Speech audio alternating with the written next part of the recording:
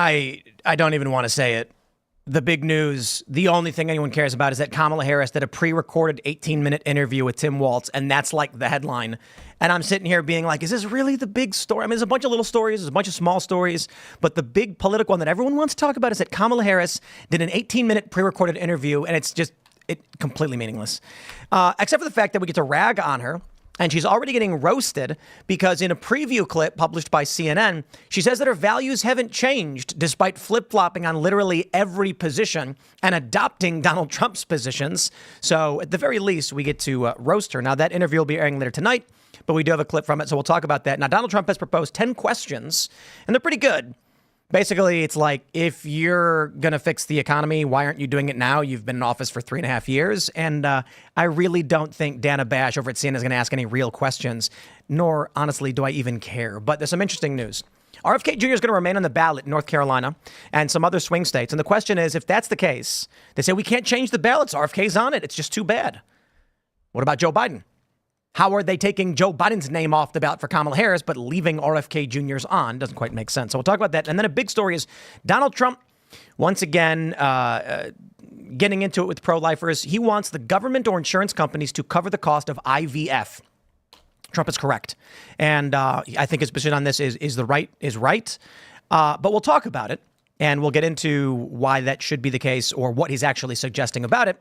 And there are still many pro-lifers basically saying, we don't have any loyalty to Trump. We will not support him unless he is anti-abortion, which is like, okay, I don't know who else you're going to vote for, but we'll talk about it. Before we get started, my friends, head over to castbrew.com and buy coffee. Why? Because it tastes good and it supports the show. Appalachian Nights, Rise with Roberto Jr., Stand Your Grounds, and Mr. Bokus Pumpkin Spice Experience. We got a bunch of different flavors for you to choose from, so check out castbrew.com, buy coffee, support the show. Also, head over to timcast.com and click Join Us to become a member and support our work directly. Every night, we call out the fake news in the mainstream media and the corporate press and their, political establishment elite liars. And it's only possible thanks to you guys as members. So head over to timcast.com, click join us. But for $10 a month, you can help us in our efforts to break down the news and provide our views on these stories while calling out the liars and doing the fact checking. Don't forget to also smash that like button, subscribe to this channel, share the show with your friends. Joining us tonight to talk about this and so much more is Joel Pollak. How you doing? Good to be here. Absolutely. Who are you? What do you do? I am the senior editor at large at Breitbart News. We like Breitbart. Yeah. And the author of the new book, The Agenda, What Trump Should Do in His First 100 Days in Office. So this is basically the new Project 2025? This was written before Project 2025 came out. I actually didn't know about Project 2025 when I wrote this book. I was just angry about Trump being convicted in Manhattan. And I thought, instead of being angry, let me do something productive. So I thought ahead to January 20th and thought, what does it feel like? What does it look like when Donald Trump takes the oath of office? What can he do? What can he offer people to get them over this obsession with the court cases and the polls and the pundits and Kamala Harris's CNN interview, and just talk to people about what you're going to do and what you can deliver. And I visualized that moment, and immediately I realized the media narrative was going to shift as soon as he took the oath of office. They want to talk about the candidates for 2028. They're not going to let him govern. They're going to call him a lame duck. So I said, okay, he's got to come in explosively with a list of things that he can do in the first week, really. And so I've got over 200 executive orders, policies, actions that he can take within the constitutional limits. Arrests that he can make. Investigations to begin, pardons to give, all kinds of things he can do right away. And it's a positive vision. It's basically a formula, I think, for restoring America to what it ought to be. Right on. And he can do it right away. And he has to, because the pressure to sideline him is going to be incredibly intense. Well, we'll get into it. It should be fun. Ian's hanging out. You have the pardon of Ross Ulbricht by name in there? I do. Ooh. Chapter 1. You want to let's see the page. I have it right there. Ross. Libertarians everywhere are waiting with bated breath. Yeah, page 4. That's it. Item Right number 7. Yeah. Well, it's I'm commuting the sentence, not pardoning. Okay. Release and Yeah. All right, so Ian's here. I'm here. I've done it. I did a cover of My Hero last night. Take that, Dave Grohl. It's fire on YouTube, Twitter, or on X rather, and Instagram. I uploaded it. It's doing really well on YouTube. And then I did a cover of Live's Lightning Crashes. Oh, man. Oh, it's so good. It's just, what a great song. I was hanging out with Richie the other day, and Richie Jackson, he was just like, "May, what's that one song like, lightning crashes?" I'm like, lightning crashes. And he's like, "What a great song." He's talking about lightning following like the clouds, the thunder rolling in, and then forces flowing from the center of the earth. And it's like, yo, the center of the earth is magnetically connected to the clouds and the written for lightning. you, bro. Did he know that when he wrote it, or was he just feeling it? Because I can feel it. That's a good song. Great song. Happy to be here. It's legendary. I'm Hannah Claire Brimlow. I'm a writer for SCNR.com, Skinner News. Follow them at Timcast News. Let's get started. Here we go. The Daily Mail's got the first story. Kamala Harris says, quote, "My values haven't changed in first interview as the candidate despite flip-flopping on many of her policies since 2020. We actually have the clip. I don't care to play it for the most part, but they've issued, CNN is running this preview. So here you go. Look at some of the changes that you've made, that you've explained some of here in your policy. Is it because you have more experience now and you've learned more about the information? Is it because you were running for president in a Democratic primary? And should they feel comfortable and confident that what you're saying now is going to be your policy moving forward? Dana, I think the most important and most significant aspect of my policy perspective and decisions is my values have not changed. You meant I don't want to listen to any more of this. We were getting asked, like, are you guys going to play the interview on the show? I was like, no. If it was live, I would watch it, but pre-recorded, I feel like it's gonna be edited. Like that. Yeah, who cares? Seemed like they cut to her talking and not. That wasn't like didn't Hey. feel like a flow. Well, she had to look at Tim Walz, and he was like, "It's okay, you can do it." And she said, "My values haven't changed." And she looked back at him for support. I don't think we should rag on Kamala Harris for this. I think we should say that's very honorable of you, Vice President Harris, that your views have not changed and that you will so strongly assert that you are for the Green New Deal and open borders and decriminalizing border crossings and providing health care to illegal immigrants, and that you're in favor of, Bidenomics and these policies. So everything now that has gone wrong, that you, and Medicare for all, don't forget, all the things that you're supporting and have supported and your views haven't changed, well, that makes you an inviolable candidate. I wonder how she feels about the Venezuelan gangs overrunning Colorado. Hijacking school buses in California, illegal immigrants. Is it California or Colorado? California is where the hijackings. Really? Venezuela is where the Colorado is where the Venezuela control the apartment complex. Sorry, Coach Joel, you were going to. Well, what interested me was the staging of the interview. If you look at how they're sitting, first of all, they chose a dark set. I don't know why they did that. You're the Joy candidate. She's evil. Yeah, it was like Cruella de Vil. And then you've got this black tabletop and Tim Walz sitting there kind of bolt upright, looking much bigger than her. She's far from the camera, so she looks smaller than she actually is, but she looks diminished. And the table's above her waist, so it almost looks like a kid at the grown-ups table for the first time. It really doesn't look good. I don't know who made those decisions, but if it was CNN, maybe they're trying to tank her campaign because it did not look presidential. She looked like she was trying to prove she belonged and couldn't. She's the smallest one there. She shrinks really in that dark set. And this is a much more informal set, but when you're running for president, if you look in the background in the CNN set, they have all these coffee mugs strewn about. It looks kind of messy and sloppy. It's a cafe without people. It's really weird. It is weird. I agree with you. The lighting is very strange in this set. I think it looks to me kind of like they might be in the box of some kind of stadium. If you look out the windows, it looks like they're seats. She's also dressed in gray, which Kamala Harris wears a lot of gray, but in this setting, it makes her look kind of older. It's very dark. I mean, in contrast, Dana is in this like bright purple suit, sitting a little bit back from the table. She just looks like she has more presence, and that's not great when you're the person conducting the interview and you're sort of outshining the, I guess, presidential hopeful in the room. What Obama? Yeah. No, go ahead. What Obama always did was sit in an armchair. You want the full view of the candidate, but also the kind of informality that you can get. You can move, you can change positions. We don't see her doing anything there. She's basically just peering over the side of the table. I think it would be absolutely amazing if she just embraced like a super villain arc, just dark rings under her eyes, talks about just all of these policies as bluntly and as honestly as possible. Well, honestly, we're just going to keep the border open and let millions of people flood into the country. That's what we've been doing. It's what we intend to keep doing. If you vote for me, it will continue. And then we'll put them in your schools and your homes, displace you, and we'll defund the police so that you have to deal with the crime that ensues in your neighborhoods. And then after the system collapses, we'll create a communist system in its place. will be unburdened by what has been. And that's what it means to be unburdened by what has been. That would be wonderfully overt if she were. But, you mentioned the joy candidate. This is tripping me out. I don't know if you guys are familiar with the Strength Through Joy. The Nazi thing. Nazi campaign. It was a state-funded leisure campaign of the Nazis all about joy. Bringing joy to the people. Dude, getting them to look away. The ball's over here. Look over there. I have been saying this. The Pride Progress flag is no different than the Nazi flag. The swastika at the time, before the Germans, swastikas were all over the United States. Go to Chicago. You'll see buildings with swastikas built into the bricks, and they have to cover them up. Famously, in the south side of Chicago, there's a building, I think you can actually Google search it, where they had a swastika built into the bricks, because it's pre-World War II, and then they hammered wood into the gaps to make it into a square to cover it up. There's an antique store in Austin. I walked into it, and there's swastikas everywhere. And I asked the guy, I was like, hey, don't you, people get mad at you? And he's this, hipster Austin guy. And he's like, no, that's BS, man. He's like, he was showing all the stuff they had. And he was like, 1910, every house had this stuff everywhere. It was a symbol of, hope and peace and the tranquility. turning of time, and the wheel luck. of time. And There's one Chicago building that still has them. I don't think they covered them up. But on Jefferson? The Baha'i Temple, which is about as peace and love as you can possibly get, in the northern suburbs of Chicago near the lake. I think it's in the movie Risky Business, or one of those great John Hughes films or John Avnet films from the 80s.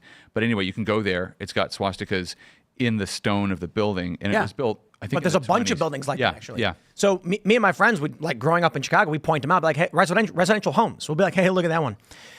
Because back then, it didn't mean what it means today. Right. Rainbows in the Progress Pride flag is no different. It's a symbol of a political ideology of authoritarianism. It represents something certainly different in its core ideology, but the authoritarianism is the same. Adopting this symbol that represents harmony and peace and luck and beauty. And then you see in the UK, they're flying these flags everywhere. Now they're doing the Joy campaign or whatever it is. It is very similar. Oh, God, it is. Joy is Again, really I will stress, terrifying. the ideology at its core is relatively different. Certainly there are overlaps, but come on, human beings overlap in their ideologies. Liberals and conservatives have overlaps too. It's an authoritarian you don't ideology. have to tell people to be joyful. If things are good, they become joyful by nature. You don't get up on stage and say, we're going to focus on joy. And everyone's like, that's what it is, a bunch of smiling and laughing. Well, and haven't you ever seen the Ren and Stimpy Happy Happy Joy Joy? Yeah. When, what is it, Stimpy sticks the hat on Ren and forces him to be happy the whole time and sing the song? oh, God, yeah. That's sort of what the Biden-Harris administration has been doing for a long time now, right? We'll get these abysmal jobs numbers, and they'll be like, everything's fine. Don't even worry about it. People will say, oh, it's really expensive. And they'll be like, no, you're wrong. Everything is okay. I mean, she is just adapting a strategy she already uses in her day job, being the vice president. The pacification through emotional manipulation. It's like those coexist bumper stickers. When you see those, they mean everyone except you. Right. So Yep. it's a group identification tool, but this joy thing really did come up. I was at the Democratic National Convention in Chicago last week, and everybody was talking about joy, joy, joy. But the one thing that unites the Democratic Party isn't actually joy. It's hatred and fear of Donald Trump. They're absolutely obsessed with it, and they really couldn't hide it. They were very excited. I would almost call the joy part of it relief. Like, now they have a candidate with a pulse. Mm-hmm. They're not going to crash entirely. But there wasn't really much joy holding everyone together. It was a very anti-Trump feeling in the room.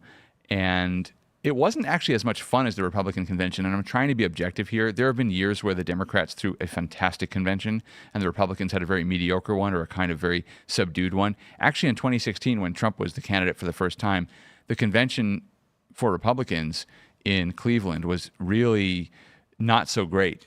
And that was partly because all the money stayed away, so there were no parties, because they were terrified. All the lobbyists and the donors were terrified that Trump was going to crash and burn, so they stayed away. The Democrats had a party in Philadelphia. They lost anyway, but they had a great convention. This was the opposite. Milwaukee, Republican convention, awesome. They had like a street fair inside the convention perimeter with booths and everything. And the Democrats had nothing. Like, basically it was a couple of the taco trucks and a porta potty. That's basically what they had. They had cheeseburgers with gluten-free buns at the RNC. Oh, that's legit. That's how open-minded Make Republicans America are. healthy again. Yeah, but they had beer and local coffee, and they had souvenirs, and they had local religious groups, talking to people, and And they had outdoor podcasts in 100-degree weather for some reason. But hey, man, they were ready. Have you pulled up and like really shown people the Strength Through Joy Nazi campaign? It shows a swastika on the Wikipedia. I don't know if that's safe to play on TV, but I'm sure it is. I mean, it is disturbing as hell that they use the tool of joy. Strength through joy. Yeah, but like, I'm going to be honest, man, like you can't just say because Nazis said joy, no one's ever allowed to say joy. But it's the authoritarian mentioning of it. It's like the forcing it on the population to pacify them that's terrifying. If you don't have to tell promoting people to be Nazism happy. through subsidizing leisure activities, which is different from just saying she's the joy candidate. Yeah, they were subsidizing. They're actually using state funds. Like you gotta be careful, man. Like I'm sure Hitler liked dogs. You know what I mean? It doesn't mean people who like dogs are Nazis. he was a vegetarian. Famously. It's not common for politicians to come and be like, we're going to focus on happiness this campaign. It's happiness, happiness, happiness. The amount of times they said joy at that stupid convention was like, dude. But she's just trying to be Obama 2.0. I mean, his was hope, right? Which, in a lot of ways is a more optimistic word, the same way joy would be. She's just trying to adapt some sort of short slogan and then position herself as this, like, hardworking, comes from, a more challenging upbringing person who's got this sort of derpy white guy with her, and she's going to, make the White House fun again or whatever Obama allegedly did. MAFA, make America fun again. Oh my God. They're trying. The reason they chose the joy candidacy thing is because she cackles like a fiend, and they needed a way to spin it. Right. She's laughing because she's having fun. She's just what is it like? She's a cackling fiend. When it's like you're just out of your mind. She's ecstatic. It's the ecstasy campaign. Ecstasy. Yeah, joy is an ephemeral emotion. You feel it at brief, intense moments when something happens. It's not something you necessarily feel over a long time. Happiness is more kind of a long-term thing. Greatness is a long-term thing. Joy is like momentary. Joyful. When do we feel joyful? When do we describe ourselves? In your eyes in your firstborn child. Right. Things like that, I think. Beating the video game. I don't know. Maybe that's more like that's accomplished, right? Yeah, accomplishment. Yeah. I think joy. I mean, it's really. You've got kids. Christmas. You would know. Yeah, things like family time, like the greatest moments of like hugging your mom because she got you that gift that you've always wanted. Things like that. I don't know.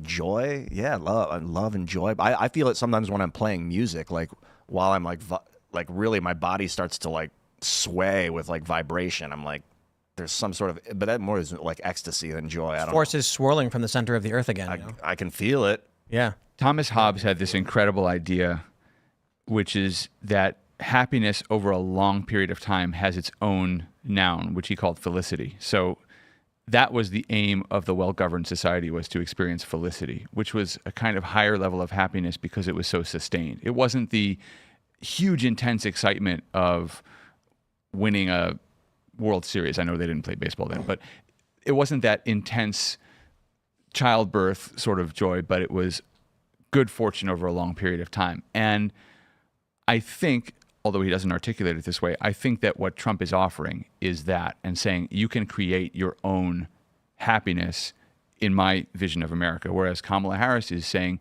let's all get together and do this thing together and do the joy together. Let's do the joy, people. Let's do the joy now. We're doing joy now.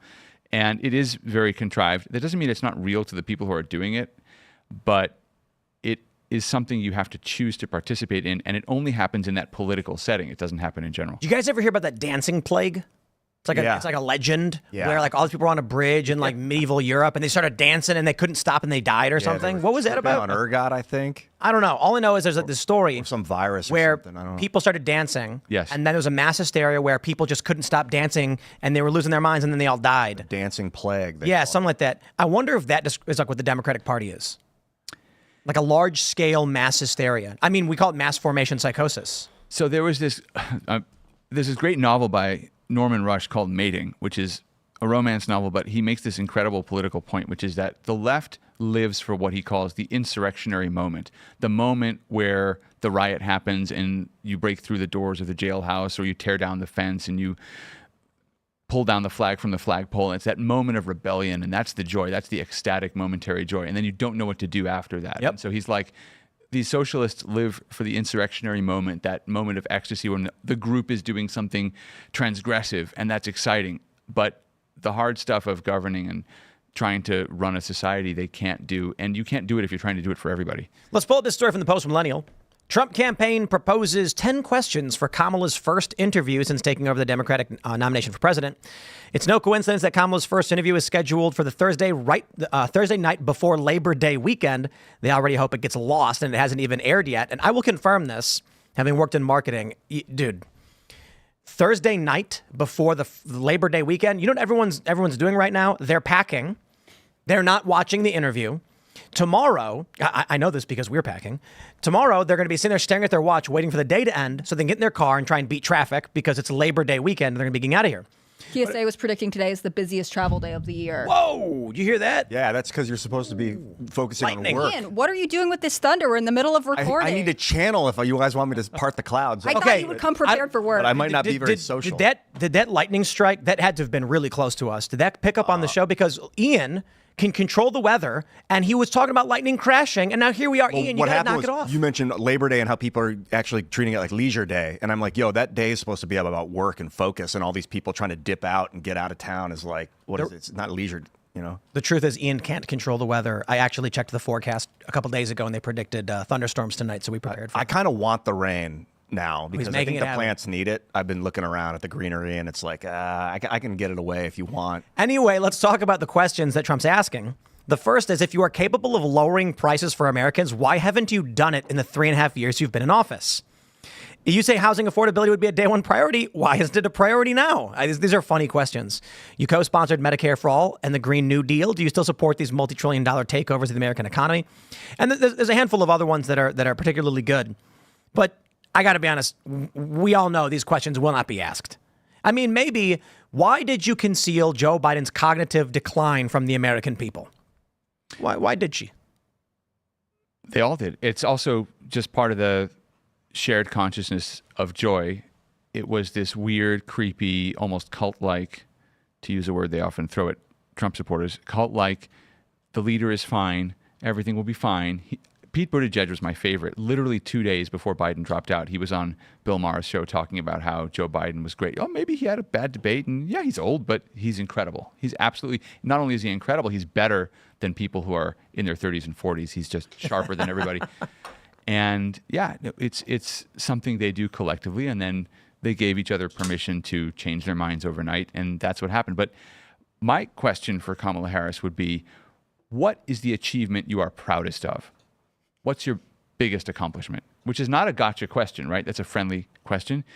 There's no answer because she hasn't actually achieved anything except getting elected. And I asked Democrats very casually and in a friendly way at the convention, what's her greatest accomplishment? And they could not answer it. That's a great question. It is a great question, in part because I think Harris is trying to distance herself really rapidly from Biden, which that's whose name she's been hanging out with for the last 3 years. So she should, she could hypothetically say, oh, the things that we have done this past year for, I don't know, whatever, small businesses in America, for LGBTQ rights. I'm very proud of my abortion tour. But all of that would be tied to the Biden-Harris campaign, which she doesn't want to be part of.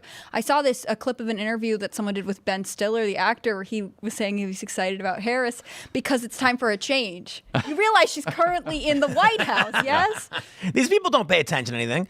But, my response with the question, because I hear it get asked a lot, what is Kamala Harris' greatest accomplishment? You'd think for someone who's been VP for 3.5 years, she'd have done something.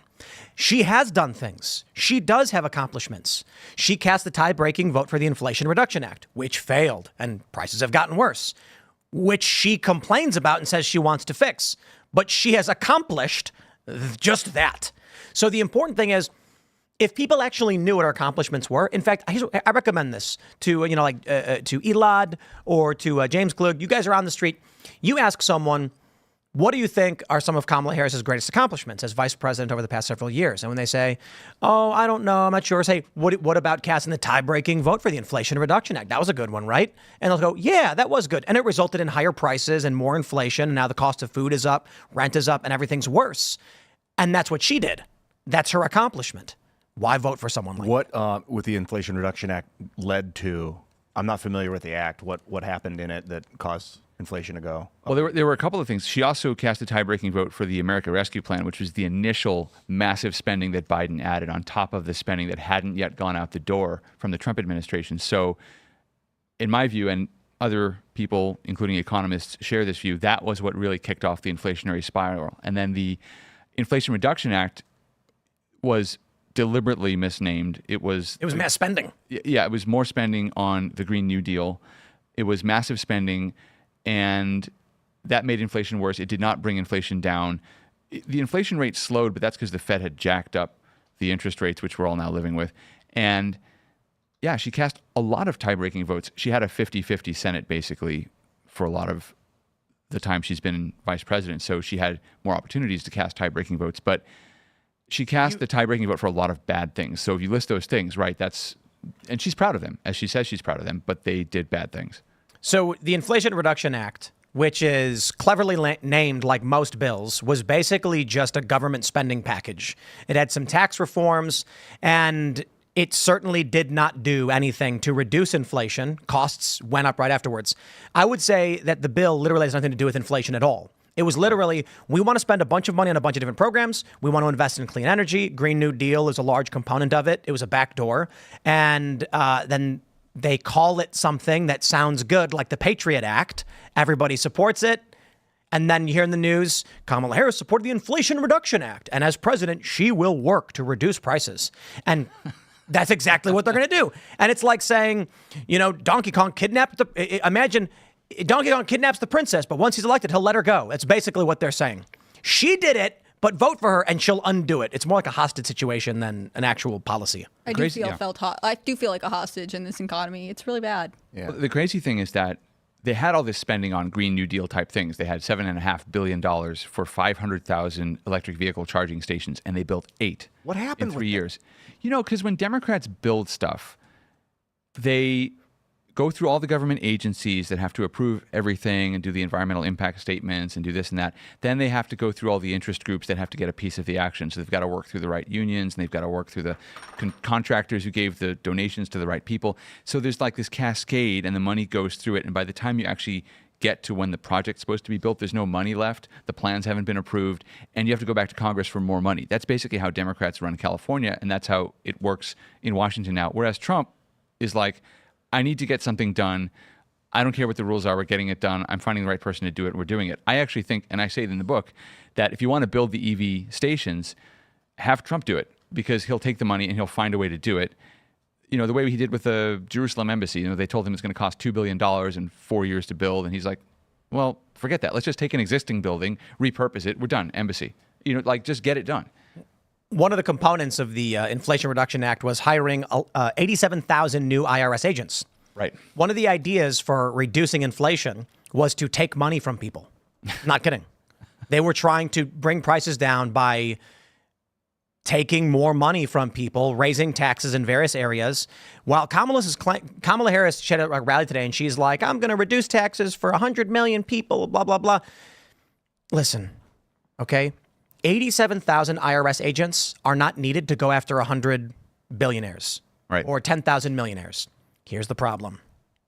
Let's say you want to raise $1 million. What's easier?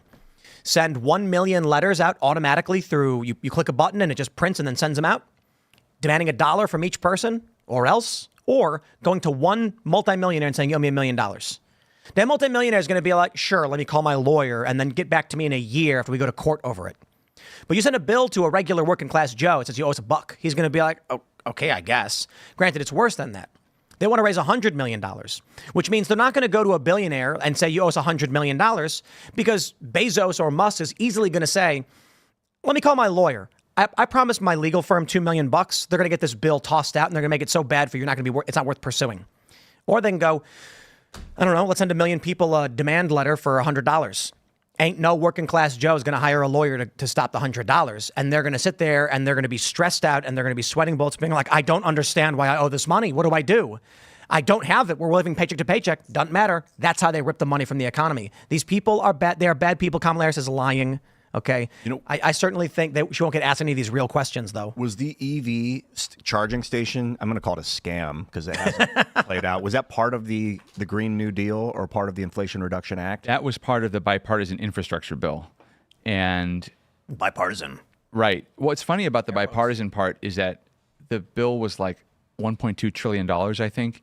And when Trump suggested, as he came into office, that they should spend $1 trillion on infrastructure, Mitch McConnell was like, no, that's never passing. I'm never passing a $1 trillion infrastructure bill. You got to be crazy. And then, of course, when Biden came into office, they did a 1.2 or whatever it was trillion dollar infrastructure Turned out bill. McConnell meant that was too little money. He wanted to spend more than that. He just wouldn't give Trump a win for anything. So they have this infrastructure bill, and the irony is that what's happened is at first this was supposed to be a way of phasing out the fossil fuel industry.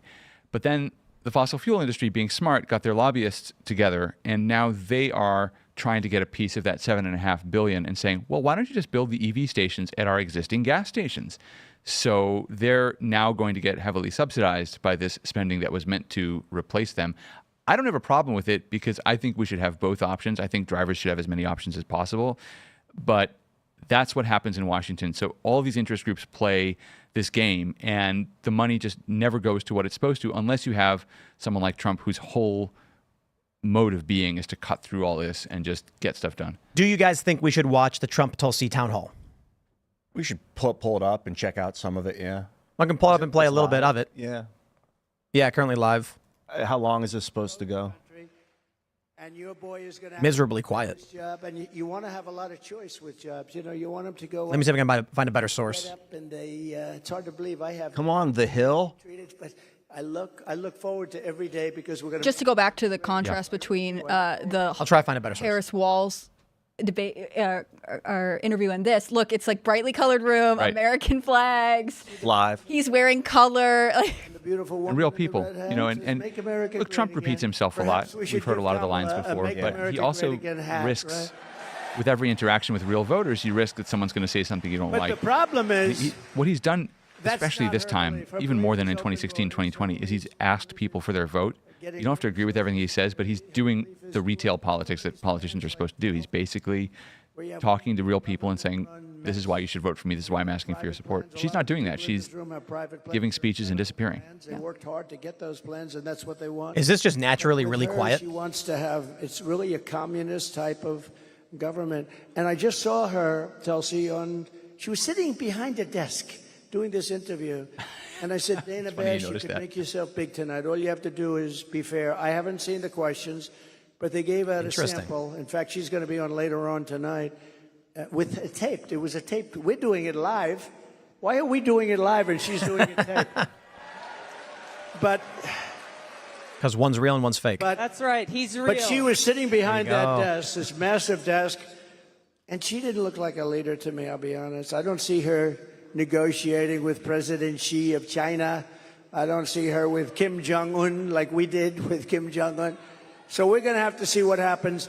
I'll tell you what, November 5th is going to be the most important day in the history of this country. The 5th of November, huh? Isn't that crazy? Heck of a day. I want to see how President, Tulsi looks. Yep.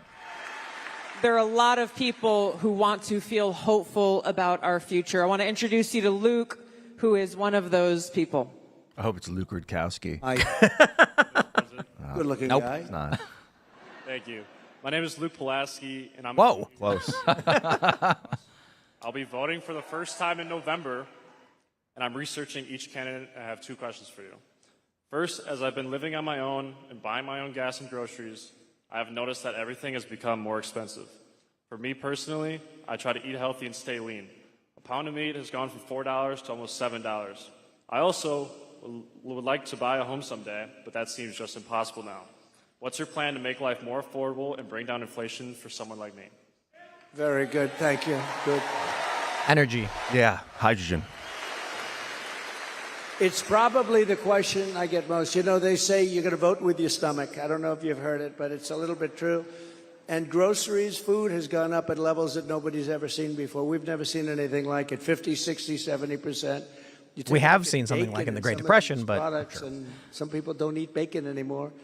And that's a shame. we are going to get the energy prices down. There you go. Called it. Energy down. You know, this was caused by their horrible energy wind. They want wind all over the place. Or When it hydrogen. Can you doesn't believe blow, these we have a people? little problem.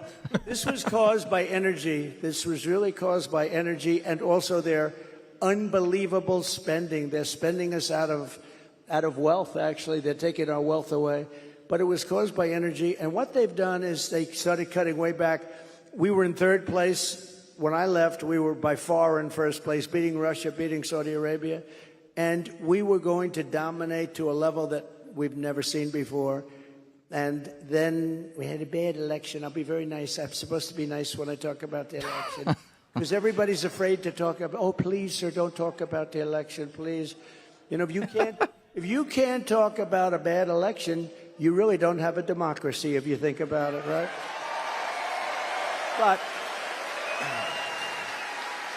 But what they did, Tulsi, is they took back the oil production. The oil started going crazy. That started the inflation. Then they went back. They said, go back to where Trump was. The problem is that we would have been 3 times that level right now. We would have been so dominant over Russia and Saudi Arabia. Look, Saudi Arabia, Russia, a lot of oil. We would have had more. You know, we had something in Alaska, Anwar, that I created. I mean, Ronald Reagan. So imagine if on the CNN interview they had flags behind. Yeah. I mean, and I got it approved. had Nobody was coffee able to mugs get it and approved. I got Trump's it team approved. demands it. And they, yeah. Maybe demand isn't the right word. They turned it back. require it. Stipulation, yeah. Yeah, It's when the we did the biggest interview, site they said we want possibly in the American world, flags, could and I be was bigger like, than Saudi absolutely. Arabia. Wow. So they Well, actually start insisted on that. Yeah. We're Yeah. going to become So it makes the you wonder energy who's capital advising of the world. Kamala Harris, 'cause We're going that was to pay just a down terrible our setting. debt, Communists? and we're going to Shouldn't even reduce get, your like, taxes still further. back up, like, and your to make the room groceries look are going to a little come nicer. tumbling down, and your interest rates are going to be tumbling down. And then you're going to go out, you're going to buy a beautiful house. You're going to buy a beautiful He's just so house. much better at presentation the than American dream. anybody. The American dream. See, what he does there also is he creates a picture of what it's going Thank to you. look like. Yep. Yeah. And that's President, I so want much to more ask you a powerful than question joy. about national security, but Joy is first I think it's important to point fleeting. out Ephemeral. what Luke is talking about, the cost of groceries, the cost of gas, the cost of housing, mortgages, rent, Kamala Harris everything should has steal her gone up. stylist, obviously. Kamala looks Harris's plan amazing. that she's announced is government price controls. And I think it's important to touch on, you just laid out your plan. What's going to happen if Kamala Harris institutes price controls? Shortages. So that's a communist plan. It's never worked. And it's been tried by others. Believe it or not, Richard Nixon tried it. A lot of people tried it. It's been tried many times, and it always leads to the same failure. Tremendous inflation, lack of product. You don't have anything. The stores are not stocked. It has never worked. It's called control. They want control. And, you know, it's been so He's fantastic. awful. And everybody Yeah, that comes and he's in they command say of the it, it sort details, sounds too. great. I mean- We're going to go price control. Actually, when she announced it, she got absolutely slaughtered by even Democrats because it doesn't work. I'm just glad he didn't say schlonged. Loser. Washington Post called her a communist. About climate change anymore. She's not talking about it. You know why? Because people don't want to hear it. They want to live a good life. They want to live a life. They don't want to stop your industry with climate change. They used to call it different things, global warming. Remember, that wasn't working because it was getting a little bit cooler. So they said, what are we going to do? We'll call it global cooling. No. So they came up with the words climate change because that takes care of everything. Climate change. The climate's changing, but according to them, we're all going to be gone in about, what do we have, 3 years left? They had 12 years, remember? So in about 3 years, So let me apparently tell you, we she's do have also a problem, playing though. Kamala Harris in It's his climate debate change, prep. but a Yeah, different that's Yeah. what I've heard. Yeah. climate change. It's called Yeah, but that's unfair. She's good. global warming. We can say that's global warming. And if we don't have a smart president, you know, you have 5 nations now with pretty massive. I've heard this nuclear reporting power. that Some have very massive, Democrats are nervous that the including us and expectations for Russia. Kamala Harris during the debate are too China's high, and she's not behind, going to be able to way meet them. behind, but Wow. within Yes, 4 or 5 that years, is the they'll candidate you catch up. picked. I mean, the bar is very close to the ground, but yeah, that's probably too high. Too high. The biggest problem, in my opinion, the biggest problem our country has, the biggest problem the world has, is nuclear weapons. They are a destructive force, the likes of which nobody has ever seen before. And we have to make sure they're never used. Yeah. We have to make sure it's not going to happen. That's talk about climate change, nuclear catastrophe. And Ukraine invaded Russia. You're exactly right. You brought up Ronald Reagan already. Ronald Reagan famously said, "A nuclear war can never be won and should never be fought."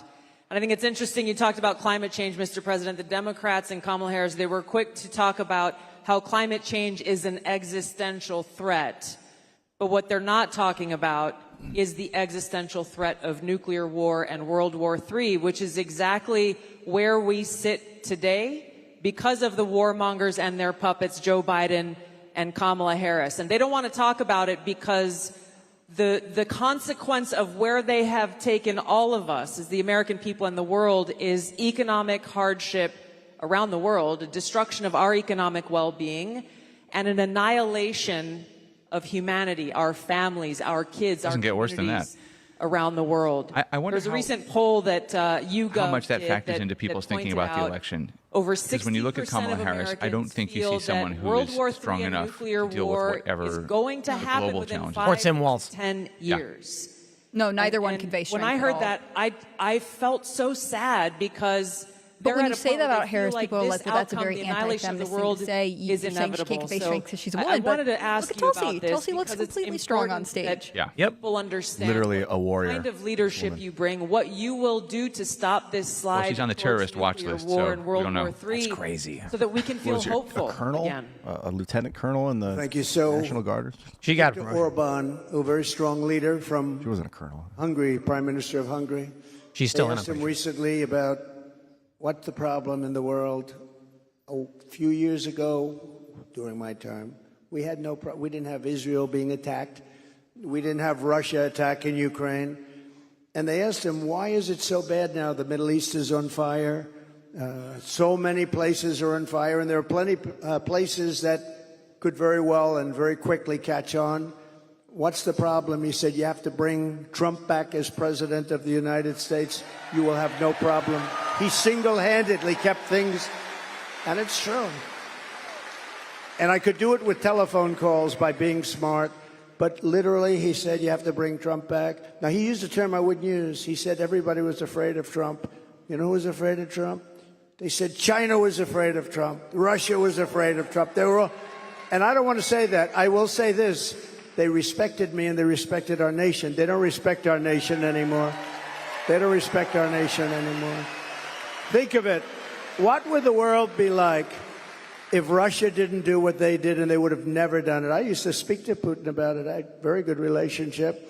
No chance. You know what happened, I think, Afghanistan, when he saw the horrible leadership that we displayed in Afghanistan, I think he said, wow, this is a time to go in. What he's saying resonates with a lot of people. I've been to Israel 5 times since October 7th. Never been attacked. And think of it. What would this world be Israelis like? are terrified That disaster. of Trump losing. It wasn't leaving because Afghanistan, and they should have. they do feel like people Bagram, feared that's a big Trump. air base. It's 1 Yeah. hour away from where China None of these makes wars its happened. nuclear And weapons. Israelis They don't want to didn't be keep at it. war. It was You know who not a war they occupies it now, chose. Tulsi? China. And they don't want to go to war in occupies Lebanon. it. But nobody So we trusts have, Biden when he says don't If you to have Iran the because right Iran just president, does and anyway. we don't right now. Right now, do And we even have what a he's saying president? is true. I mean, when He people just came fear in. Think of it. the United just States came and when they in don't know what we're going to do, then they From wherever the hell he went, you know, Don't there start was a wars. coup. He just doesn't It's know it yet. intimidation. He's But good there at that. was a But the coup. problem was How he about that? intimidated his He own got 14 populace as I'm well. not So a a lot fan of them of didn't this. want to vote. But you got to He was look the worst past that. president, but I think that's. I think, But think of there's some this. truth to that too. he got 14 million votes. She was the first one to leave, you know. Kamala was the first one to quit. She never made it to the first state in the primaries, which was Iowa. Never even came close. Other people did, but she never even came close. And all of a sudden, she was picked, and she's now running for president. And look, it just started, really. It just really started. The polls have us up here. We're up in this state. We're up in states, but it's close. It's close. Where are they right now? It's close, and you know they cheat like hell, so we don't want to have it too close. But we have because we have to win this. We're not going to have a country. But with him, I was so far up. We had a thing called. How did he do in the debate? Did you think he did well? Not too good. Also, the storm is supposed to They get wanted to have a lot a debate. I worse. said, okay, this it's a little storm bit here? early, Yeah, isn't right it? now. I was Just checked the radar, trying to talk and them out. I said, well, it's within the a next little early hour, for a it's supposed to debate, get right? substantially And they worse. said, well, I'll move the we'd like to clouds. do it. And that was dissipate not a them. good debate for them. That was not a good debate. So that was the beginning of the end for him, and they started looking. But they picked a woman that had absolutely no votes. She got no votes, and now she's running. So when you say threat to democracy, they are a threat to democracy. I'm not a threat to democracy.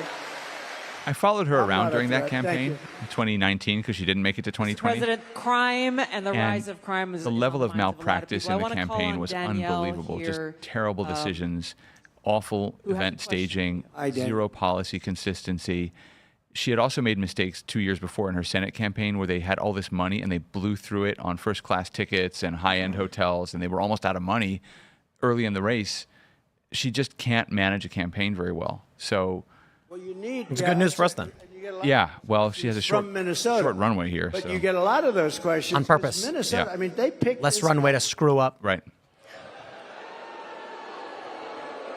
We cannot hear what's happening. I there a couldn't hear protester? the question, but he is sort of. He responding is to it. weird. Must be a protester. He's weird. I'm not weird. He's weird. I'm weird for the record.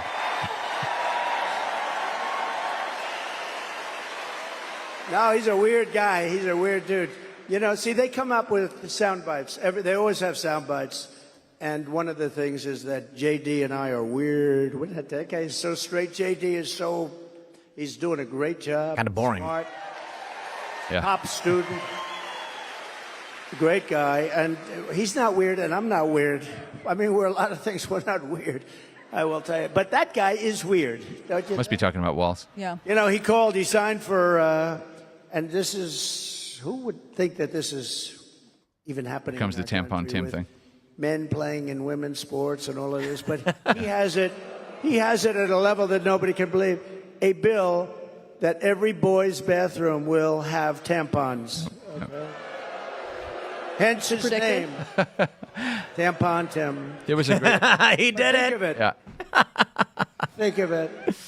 And you know, on the question of abortion, he is the one. Abortion in the 9th month. And if the baby in Minnesota, and I'd love to win Minnesota because those people aren't digging this guy. They're not digging this guy. But think of this. 6 states, Minnesota's one of them. If the baby is born, you're allowed to execute the baby think of that, after birth in Minnesota, you're allowed to execute.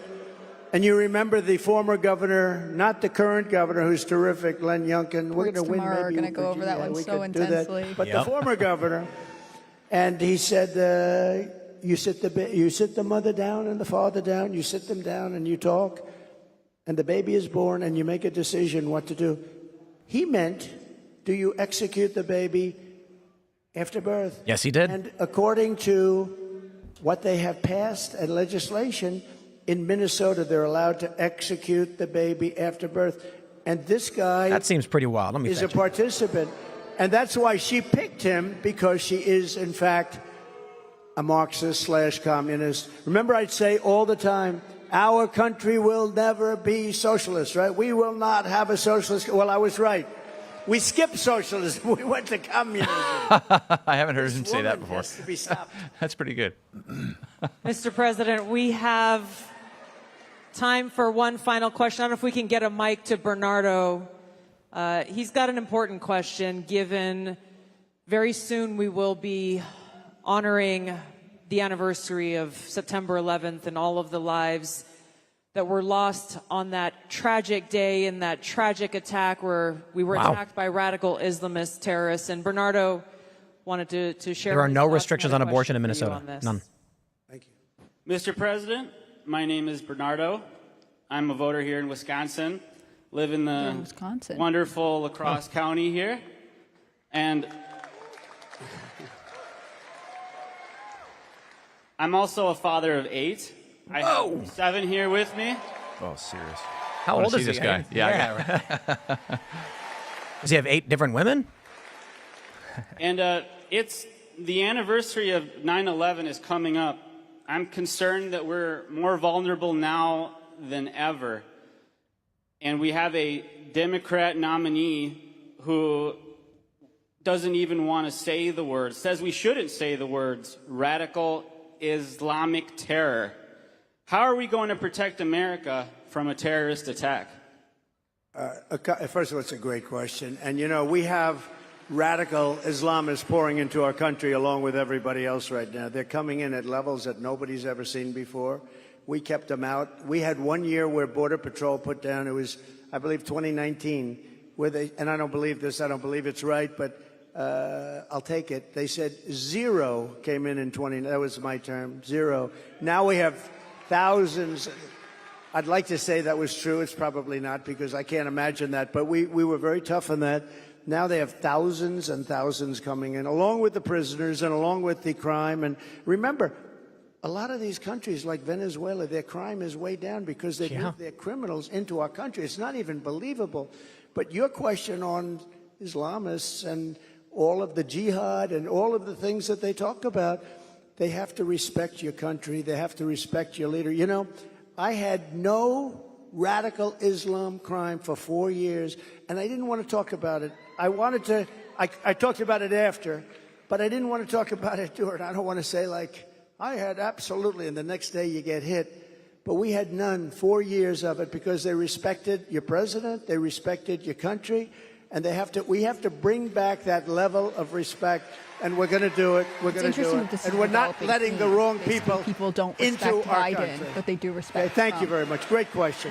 And do they respect Kamala Harris? Thank you, Mr. President. I know you have run out of time here, but thank you for having this conversation with the people of Wisconsin and people across the country who are watching and concerned about these very same issues. They're wrapping up, so we'll wrap up. But we will jump to a story that I see people have been asking us about.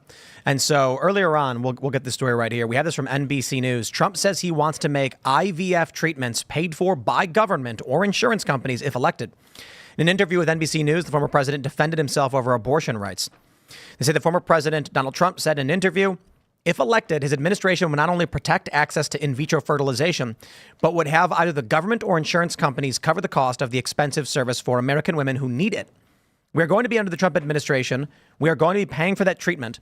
We're going to be mandating the insurance company pay. Asked to clarify whether the government would pay for IVF services or whether insurance companies would do so, Trump reiterated that one option would be to have the insurance companies pay under a mandate. Yes. Abortion and IVF have been a political liability for Trump, blah, blah, blah. Thanks for your opinion, NBC News. First thing I'm going to say about this. This is a low-tier issue that will move the needle barely, but Trump is pulling off a big ask maneuver. By saying he wants the government to pay for IVF, he is trying to cut off Democrats' ability to say that he wants to ban IVF.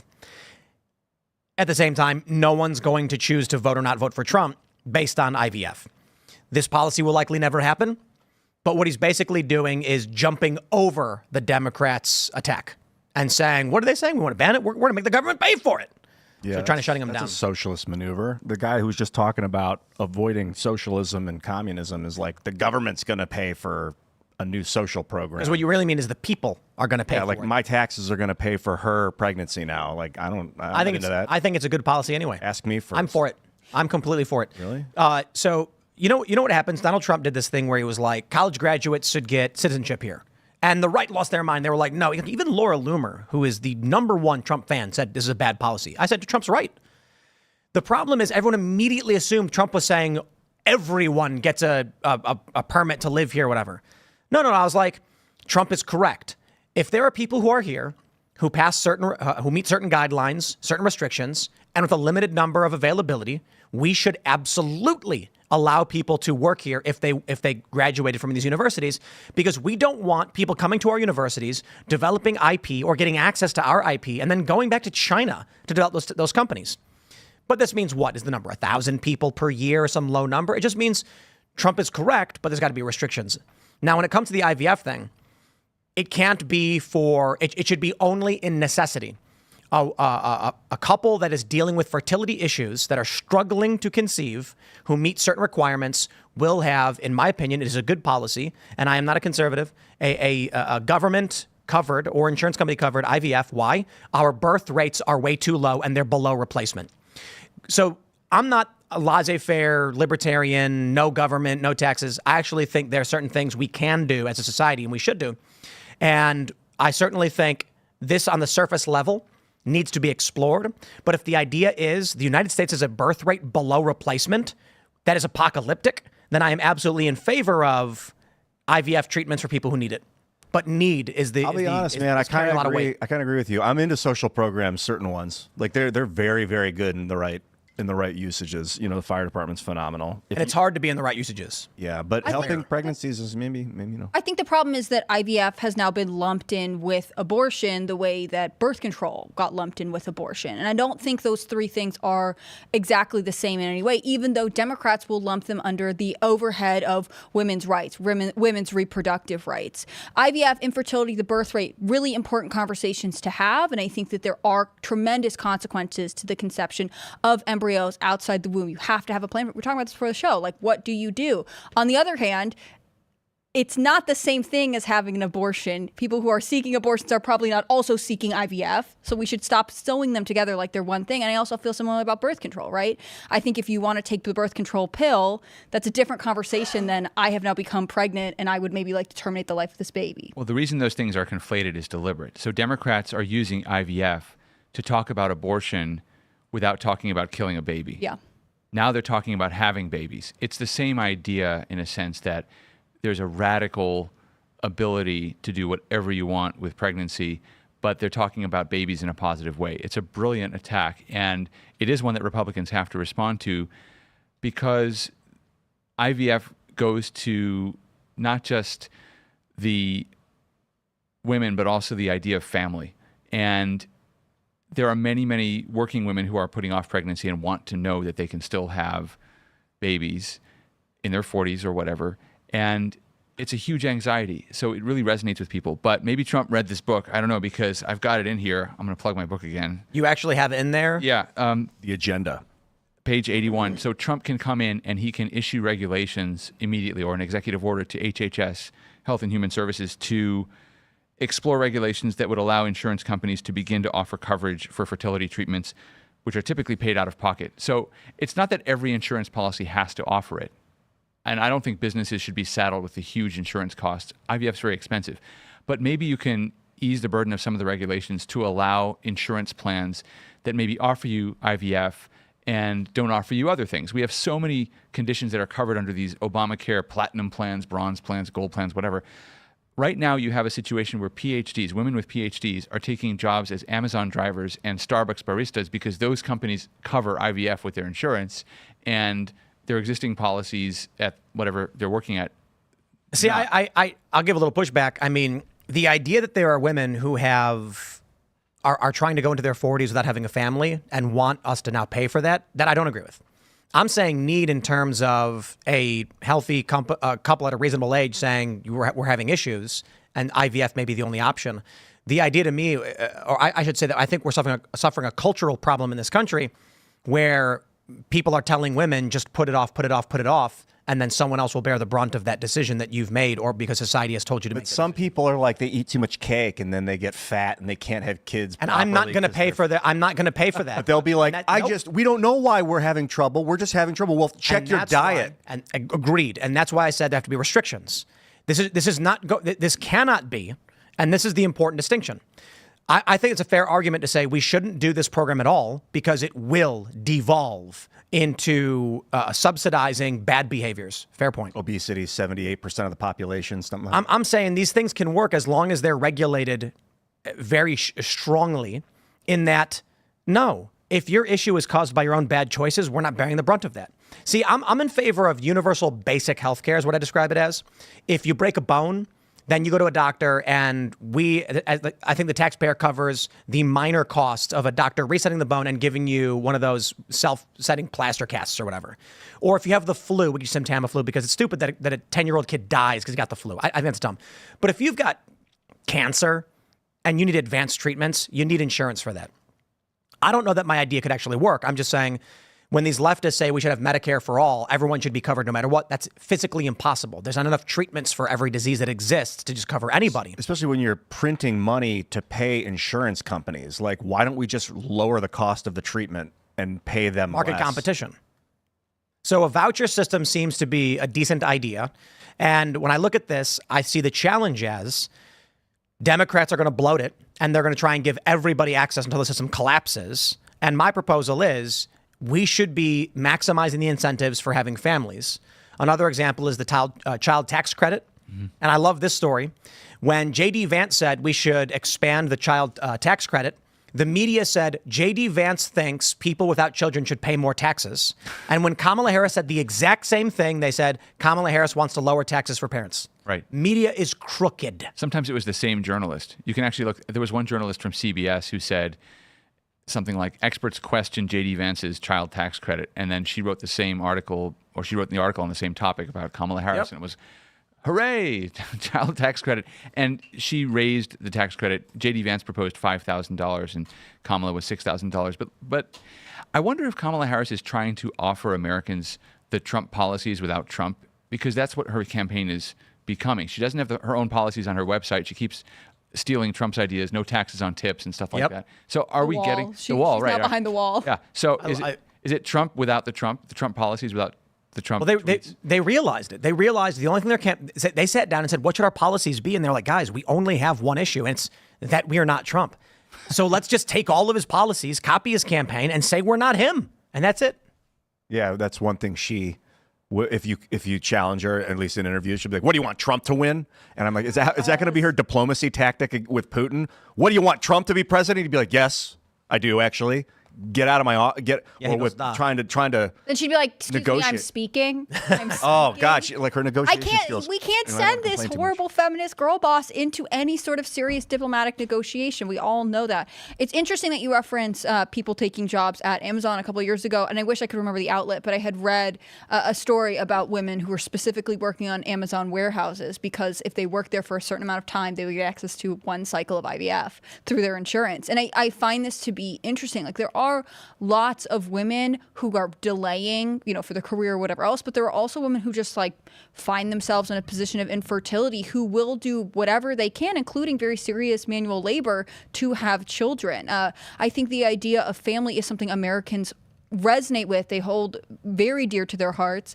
And the fact, like you pointed out, that the Democrats have managed to make infertility an issue where Republicans are on the bad side is fascinating. Right. It wasn't even an issue. Nobody was talking about getting rid of IVF. It was just this Alabama court case. But look, there are also men who are showing up without any sperm motility. And that's got other causes as well. And that's where Robert F. Kennedy Jr. comes in, and he's talking about all these mysterious health problems that we're facing as a society, which I think is fascinating. I'm not sure I agree with him on everything, but I think generally to have a candidate who's talking about health is compelling because a lot of us have anxieties about it. He's right. He wanted to get rid of the $3 trillion in Ozempic that we spend per year. He wants to spend a fraction of that on giving every family in America 3 organic meals a day. Mm-hmm. I think that might actually be a nice subsidization as opposed to letting you use your food stamps on Pepsi. And when yeah, seriously. This guys, you can use food stamps to buy candy bars. It's ridiculous. Mm-hmm. I am all for food benefits, 100%. There's a mom and she can't meet her bills, and she needs to feed her kids. Let's get some food for that mom. But you can take your EBT card in every state that offers it, and you can go to the grocery store and buy a big old bar of chocolate. Skittles. Yep. I don't want to blame these company names too hard, but come on. And you know what you can't buy? When you're at Walmart, you get food benefits, and they have those hot chickens up front. They'll have the whole chicken ready to go. You pick it up, you bring it home, you feed your family. You can't buy that with food benefits. Oh, that's lame. Prepared food you can't buy. You can buy unprepared food, which means you can go to the candy bar aisle and you can grab nachos, chips, Hershey's, chocolate, cookies and cream, whatever, Snickers bars. Good luck trying to take that away from those companies. I don't think that's something RFK might. I don't know what his plan is, actually. I just heard him talking about it today. I feel when he was on the show with us when we were at the Libertarian Convention, we talked about all this stuff. I agree with you. I don't agree with him on everything, but it was really interesting to see someone who is so passionate about the conditions of the environment and the way it affects people's health and the long-term importance of investing in especially children's health. Talk about this. I mean, there's a creativity and an innovation there that I think we would need in any successful government. And, I know a lot of people who have struggled with infertility, and their first step isn't to say, please give me IVF. It's to say, well, can I fix my diet? Can I fix my lifestyle? What's something I can do before that? Because IVF is a demanding process. It involves a lot of hormones. I mean, it's in addition to the expense, it's emotionally, psychologically, and physically taxing for, I think, everyone involved. But it doesn't seem like the government, that this is a conversation the Democrats are having. Like when Republicans talk about families, they are talking about how can we make it easier for you to be with your children, to have children? How can we give your children a better start in life? And with Democrats, it's like, how can we be as controlling to your lives as possible and also maybe give you the option to have or terminate your children? I think it's as you mentioned, the conservative policy is how can we help you be with your kids and have more kids, and the Democrat policy is how can we help you eliminate your children. The pro-life, the intensely pro-life people that are like zero tolerance for any kind of killing of any kind of embryo, fetus, whatever. I think their resistance to IVF is that the woman is incited to produce multiple embryos, and maybe all of them could potentially become human children at some point, from embryo to child, but that 5 of them will be destroyed and only 1 of them will be taken if the parent wants only 1 kid. And so they're like, nope. Well, and they believe that life began at let's pull this up. So the second you have an embryo, it's so right. So let's pull this tweet up. We have this from Lila Rose, who is, of course, is it Live Action? I never know. I always call it Live Action. Live Action. Live Action it is. Okay. Till she comes on and tells us. Pro-life activists, she tweets, there's a crucial conversation happening right now about protecting children and political strategy. She says, we are pro-life activists. What should our response be when Trump repeatedly takes step after step back from what it means to protect innocent preborn lives to the point of supporting abortion pills and vowing to veto abortion bans? Is it wrong for Trump supporters to demand that pro-life activists be endlessly loyal to Trump in response to repeated betrayal? Expressions of disappointment are not enough. Disappointment is not being counted at the ballot box. The currency in the language in this season is votes. Trump has plenty of opportunity to still win the pro-life vote, and it will only help his campaign. I want Trump to win as a pro-life candidate, but let's be clear, Trump winning as a pro-abortion candidate is a loss for the pro-life movement. Given the current situation, we have 2 pro-abortion tickets. A Trump win is not a pro-life win right now. Pro-lifers will need to challenge both leaders either way. We only help Trump by sounding the alarm. Trump is losing pro-life votes regardless of what I say because of his own actions.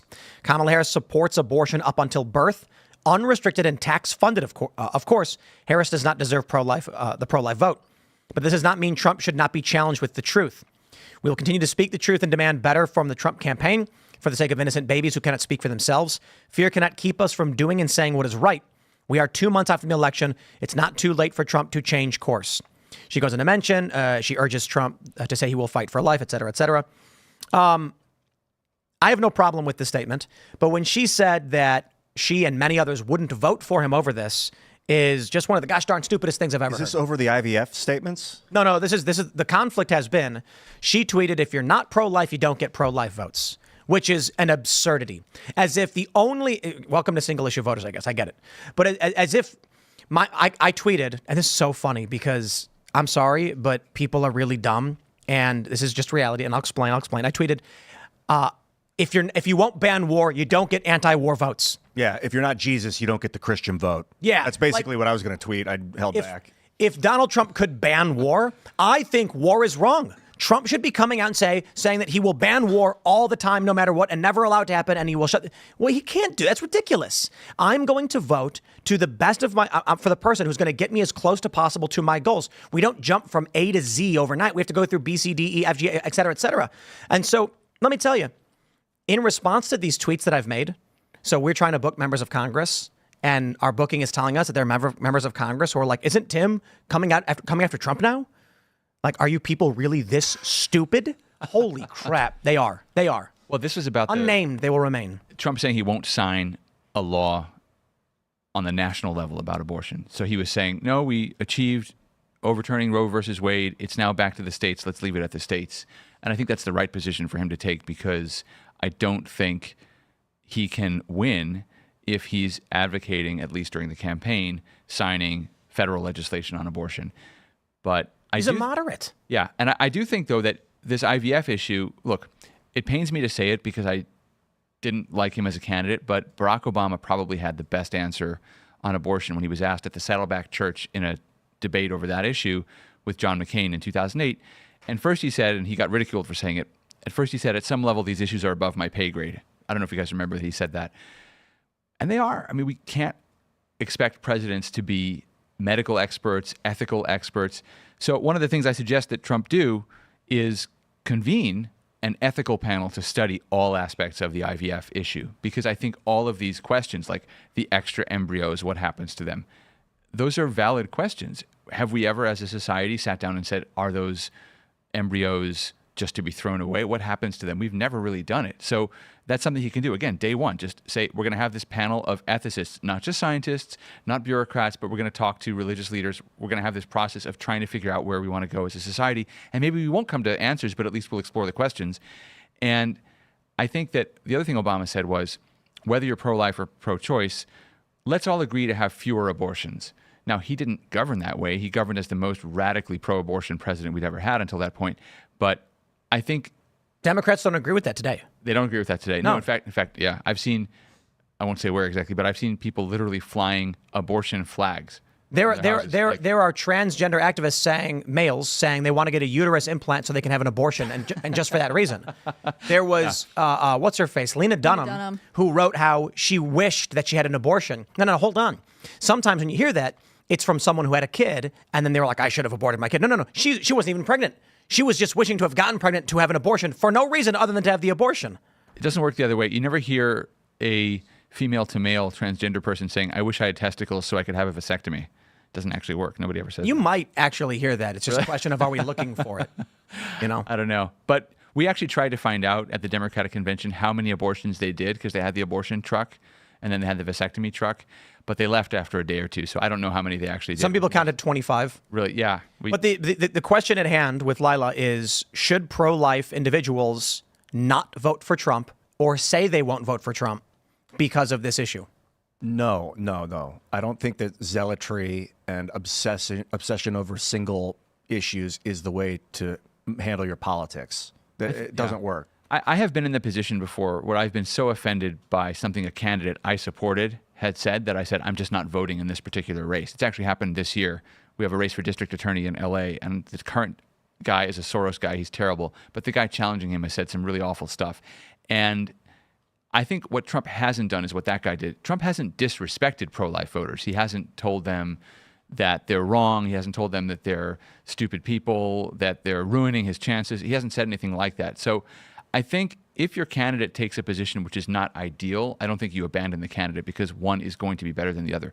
If, however, your candidate runs you down and treats you like dirt, which is what's happening in LA, then I think you say, you know what, you actually didn't get my vote. Like, I would love to vote for you because the guy who's the alternative is so bad, but if you're going to treat me like this now, how are you going to treat me after you get into office? Especially if your objective is to push for policy that you would be happier with, right? They're probably going to make more progress with Trump than with Harris. Harris is becoming more and more radical on the abortion issue, I feel like, by the minute. And at least with Trump, maybe he's not perfect on the issue, but he is much more amenable to a more intense pro-life worldview than she would be. I liked what you said before about having an ethical conversation about IVF. And I think that's what I was most interested in when Alabama had the case involving parents whose embryos had been dropped and destroyed by someone who had broken into this clinic. They sued the state, or they wanted to sue the hospital and the state under a wrongful death of a child act, and that would acknowledge that these embryos were their children because all of these parents wanted them, right? I mean, It's heartbreaking. It's a terrible situation, and I think that it would be nice if both parties would have the conversation about, we have all this wonderful science and technology, and we can do all these things. We need to revisit the question of life and where does it start, and when do we give it value, and how much value do we give it at every stage, because it does matter. Like, parents who go through IVF want those children. Now, if they conceive 6 embryos and they want 2 kids, not 6, what do they do? What does that look like? And we were talking a little bit about the show, before the show, about embryo adoption, which I'm not a legal expert, but I have heard from a lot of lawyers that it looks more like the transfer of property than it does adoption paperwork, which is also fascinating. Put that on the ethical committee's agenda list.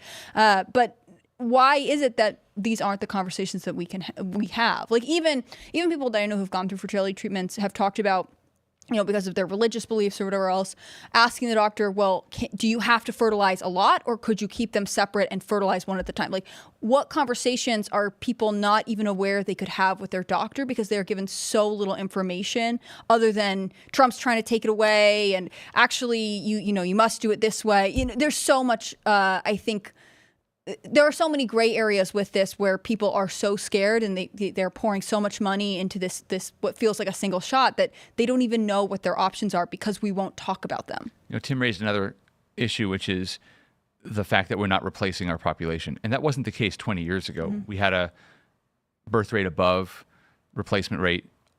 I'm really fascinated by this problem because I'm not sure exactly what happened in the last 20 years. Some people say it's these things that have distracted us or whatever, but I think that that's also a conversation to have. And maybe the reframe for conservatives is sort of what Obama did for Democrats on abortion, where Obama said, well, let's talk about reducing the number of abortions no matter what the actual laws are. Maybe conservatives need to say, how do we encourage people to have more children? We want people to have more children. And that's the context in which we were going to have this conversation about IVF. And it could also include things like more support for childcare. One of the best ideas that Ivanka Trump had in the White House that was never acted on was trying to find some way of subsidizing or supporting childcare and daycare, which is so expensive. It doesn't need to be that expensive. And Democrats who like to spend a lot of money like to say that everything pays for itself. Kamala Harris with her line about return on investment, and she didn't really know what that meant when she said it. But I do think that if you can find a way to support childcare, you do get a return on investment for the taxpayer, because a mother or father who can go back into the workforce and work and earn money and get income that you can tax can actually pay the federal taxpayer back for the cost of the childcare, depending on how much is being supported. But I think we do need to have a conversation as a society. Why aren't we having more kids? What is it? Have we become less optimistic? Are we going to church less often? Are we meeting fewer people?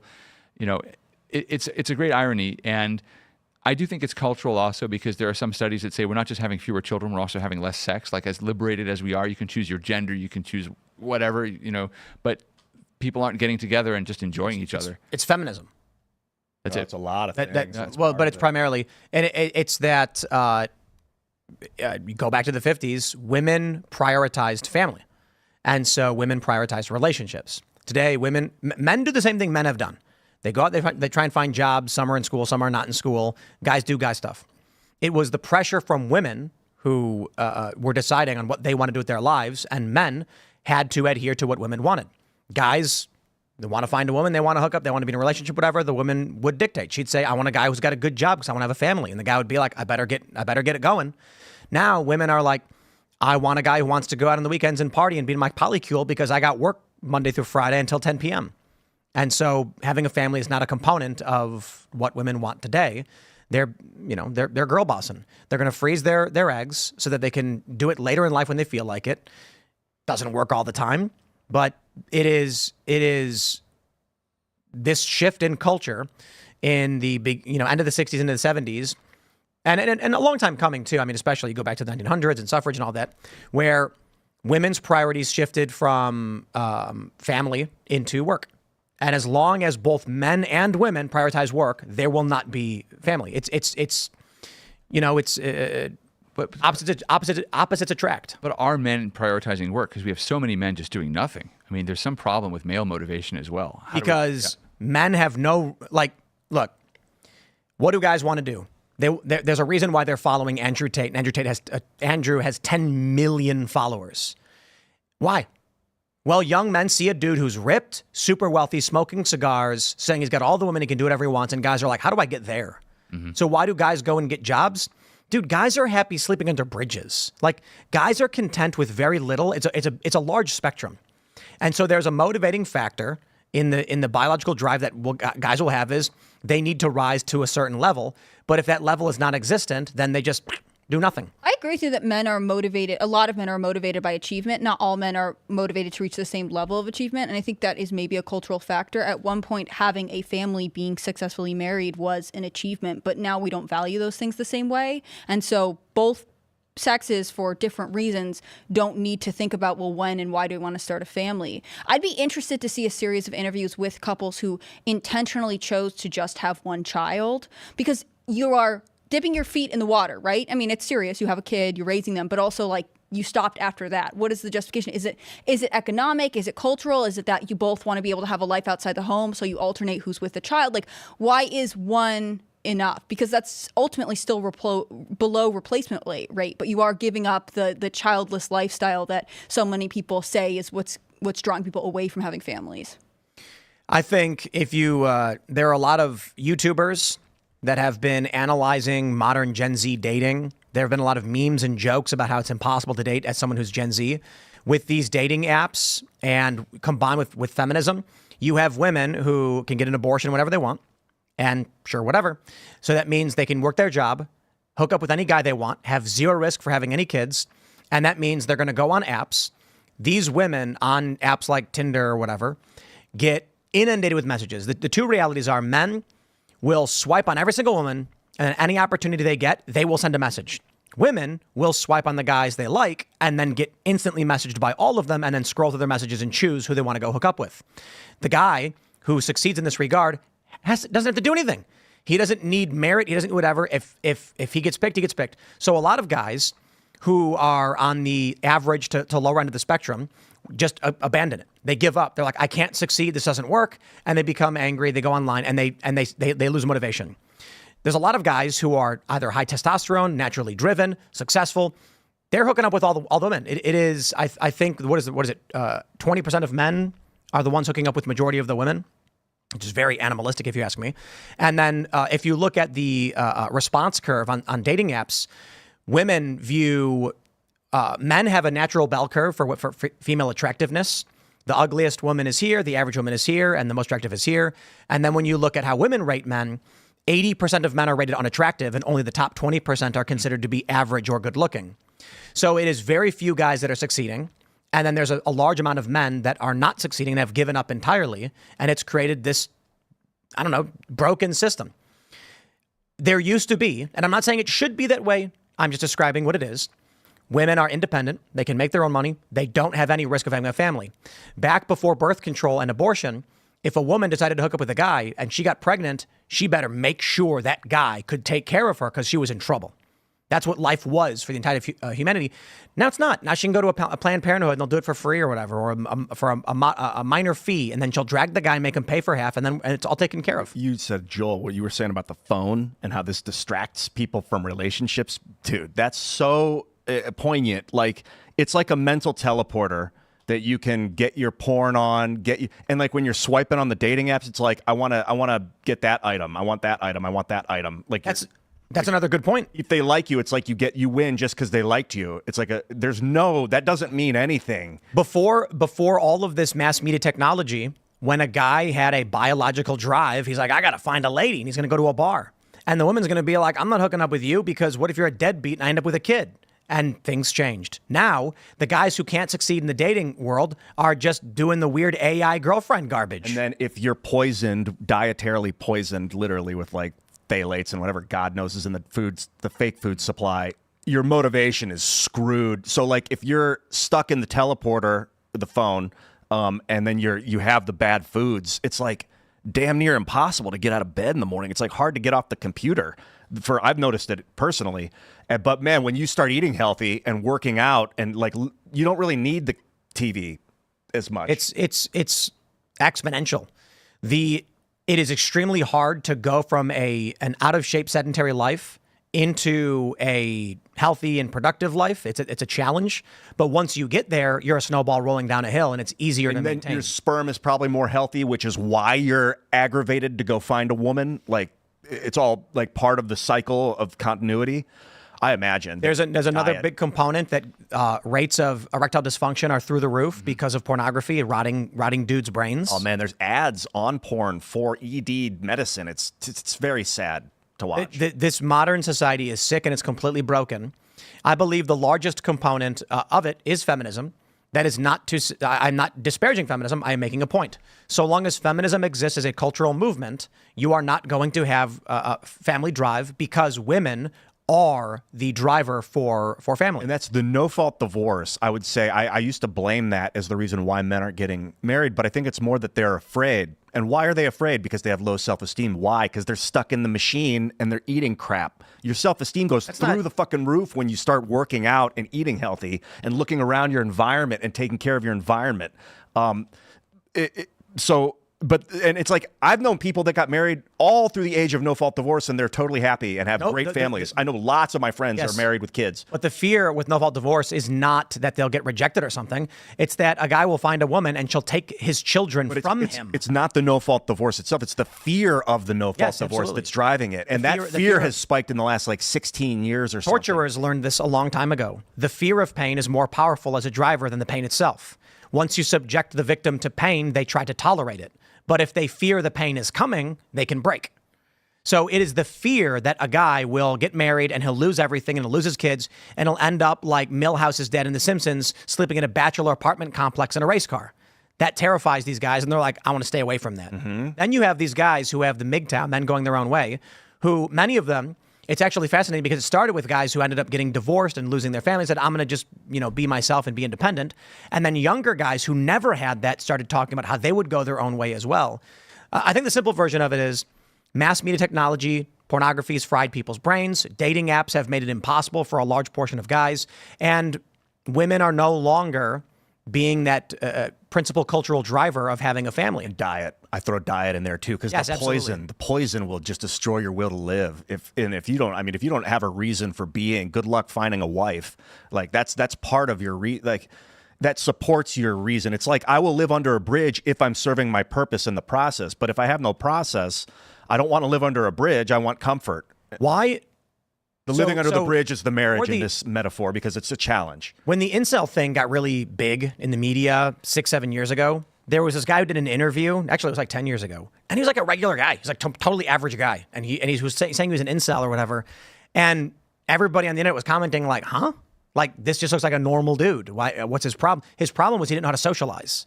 And so he internalized all these issues. What are these guys going to do? They're going to go into virtual reality. It's just easier. Virtual reality where you can talk to your chat GPT, like the movie Her or whatever, and fall in love with the avatar woman. Yeah, I just saw ads for AI girlfriends on the porn sites. Yep. And they got haptic feedback bodysuits. And then Neuralink's going to come out with read-write capabilities. And these guys are going to be like, don't care, plug me until I die. That's the end. It could just be the evolution of the species is that the weak among us must go and the strong will stay and repopulate. There it is. But maybe not. Maybe we can strengthen the weak. And Joel's flipping through his book. I feel like he's about to give us some hypothesis.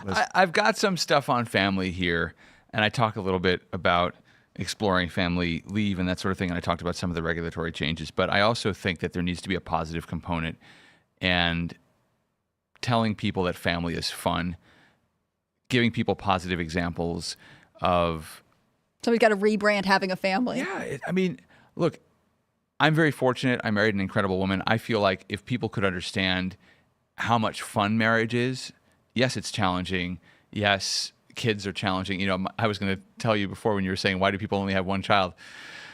The first one is the toughest one. Maybe after one, it's a little hard to keep going. But I think marriage is fun. I think it's sexy. I think that people need to get excited about it again. And we know everything now. We can see everything. We're overexposed to sex and that sort of thing. So it is a challenge to come up with a way of making marriage mysterious and intriguing again. But I think we can do it. I think there is a counterculture that we can create. And I do think that the White House can actually lead in some ways, not just on family, but also on faith. We have a First Amendment, and Congress can't make laws respecting religion, but the president can put the pulpit in the bully pulpit and start talking about faith, and Trump does. But this is what I want Melania to do. I want her to retire, be best, and just do family first. And whether that's awesome. Religious. Yeah. Yes, thank you. If you meet her, let her know. I've got a lot of ideas for her. No, but I really think that she should just be sort of a representation of marriage and family and why it's good. I mean, she's obviously so devoted to her son, and I think a lot of people need to hear the antidote to these stories, which is I want to be childless and kids are annoying and I regret them. I think there are way more people who are grateful that they have families or even stepchildren or whatever it is that they are deeply involved with that give purpose and meaning and direction and not to steal Kamala Harris's word, but a joy to life that there's kind of no equivalent to. You know, the movie American Beauty, which is a great movie, had all these Oscar nominations. And I remember watching the Oscars that year, and the one person who didn't win was Annette Bening, and she played the mom. And we've had a culture that for too long, I think, has denigrated moms. And maybe that's because all the Hollywood writers are guys who resent their moms, or they're working out their issues or whatever. But we haven't really celebrated that as a culture. We haven't in a long time. And so I do think there's a positive component to this that we can do. Again, hard for government to lead the way.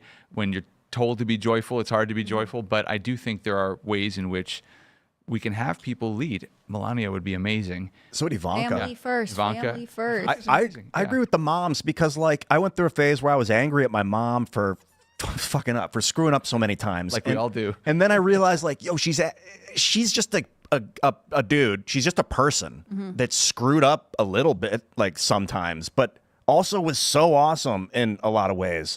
And I got past that, like, I think that's part of frustration. growing up, right? Becoming an adult and realizing like your parents are actually deeply human, and they're probably struggling with all kinds of stuff that you couldn't see or appreciate as a kid. I'm sure there were challenges and things that like she regrets and you wish had gone differently, but ultimately, you know, you want to be able to have a forgiveness where you're like, you did in a lot of ways the best you could, or at least you tried, because I think most parents do.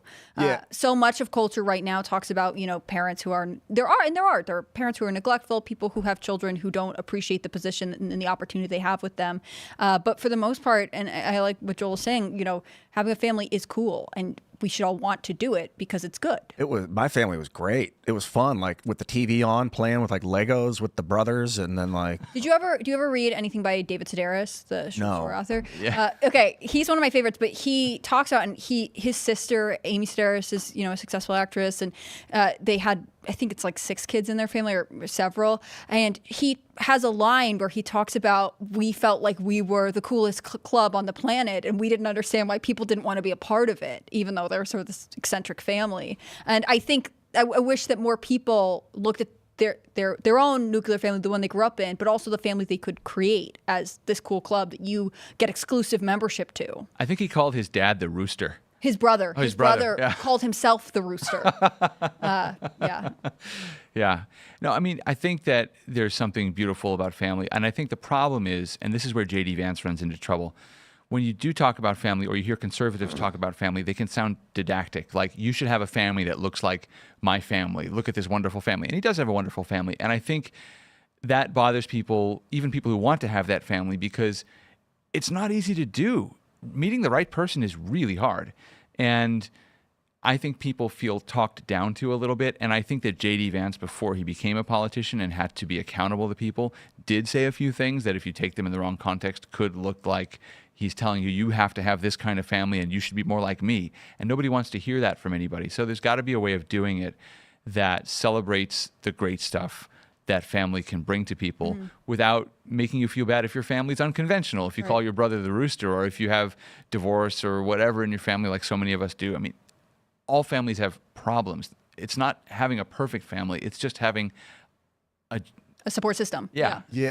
You were mentioning a couple policy solutions, and it makes me, what you're saying now is making me think of, there's a couple Eastern European countries that have offered tax credit for grandparents who want to stay as care, like if the parents are working, you can get some kind of stipend or a tax credit from the government where the grandparents are the ones with the children. And I think for a lot of people that would be nice, right? I mean, right now, especially Democrats offer you earlier and earlier universal preschool. You can give your children to the government earlier, but you couldn't find a way to keep them with, you know, your parents who you probably like, or at least your in-law, you know, some adult in adult relation who you know loves and cares about your individual child. So I've got that here in the agenda. I know it's a short book, but it's got a lot in it. And one of the things Trump can do is he can say to the IRS, you need to change the regulations around what is considered a dependent, and you need to find ways without having to go to Congress, because Congress is ultimately responsible for the tax code, but there have to be regulatory changes that encourage these multi-generational families, that encourage people to group together and stay together, that can relieve a lot of the cost of childcare. Childcare is really expensive. I mean, you know, in the Jewish community where people like to send their kids to religious schools if they can afford it, the joke is that the most effective form of birth control is tuition.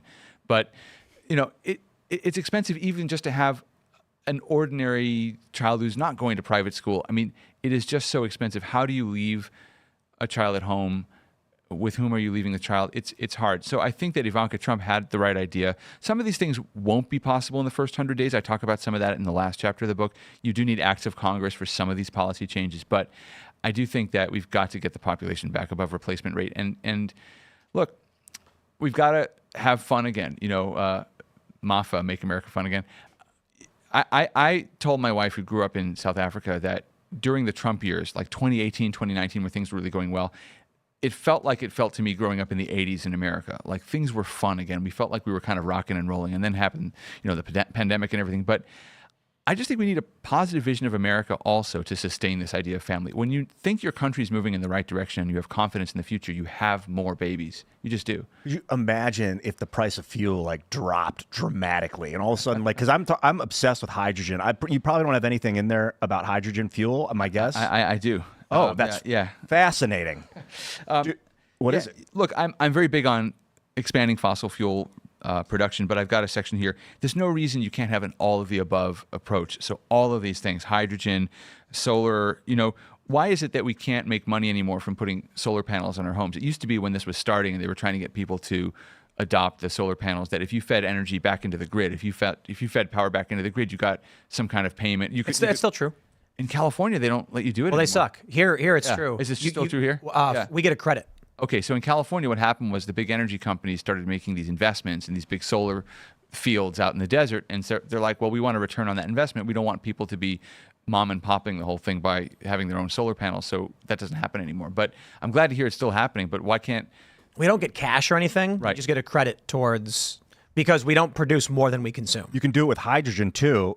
They figured out at Rice University a technology called flash joule heating, where you pulse carbon at 7,000 degree electricity, like 0.1 millisecond flashes, and you convert carbon trash, like plastic, into this black powder graphene, bulk graphene, and it releases a kilogram of hydrogen. For every $4.50 of graphene you produce, you get a kilogram of hydrogen fuel. Wow. And so they've found it's actually literally profitable to create it, and then you can pump it through the methane system, and we can create hybrid.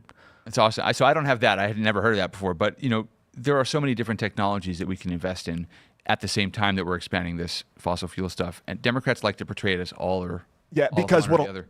The oil and gas industry will resist the hydrogen move, but what you can do is you can convert the oil and the coal into graphene as well with that same flash joule heating process. Right. So we can pump more and drill more, and it'll be even more profitable for those industries as well. We should put that on the agenda. That's right. super big. Add it to your book. Graphene. Addendum. All right, everybody, we're going to Super Chats. So smash that like button, subscribe to this channel, share the show with your friends. Head over to timcast.com, click join us to become a member and support our work directly. But for $10 a month, you can help us fight fake news. And we do. I do the morning show, youtube.com/timcastnews. If you haven't already, go over there and subscribe.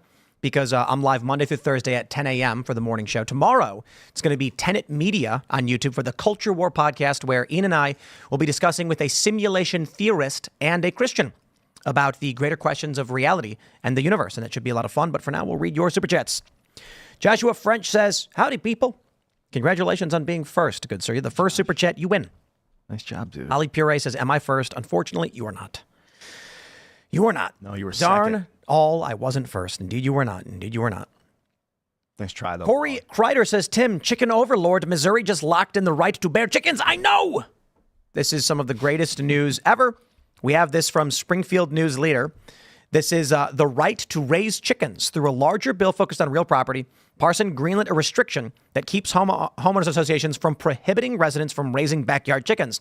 Under the law, property owners, even those under HOAs, can own up to 6 chickens on properties at least 0.2 of an acre in size. HOAs can still regulate the ownership of roosters.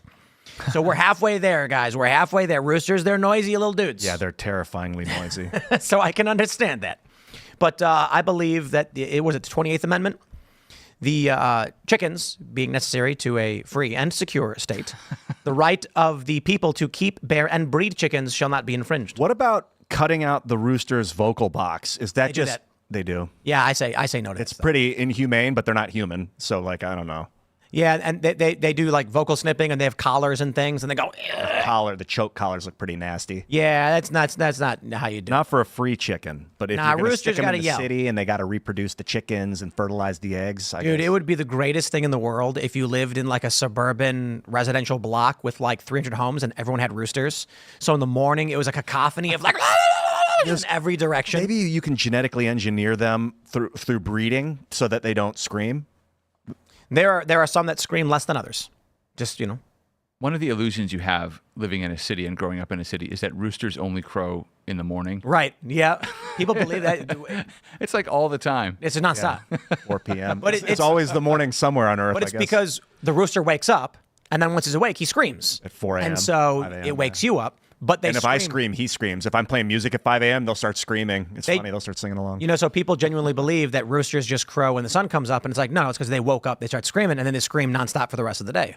That's all they do. And I wonder what the stimulus is.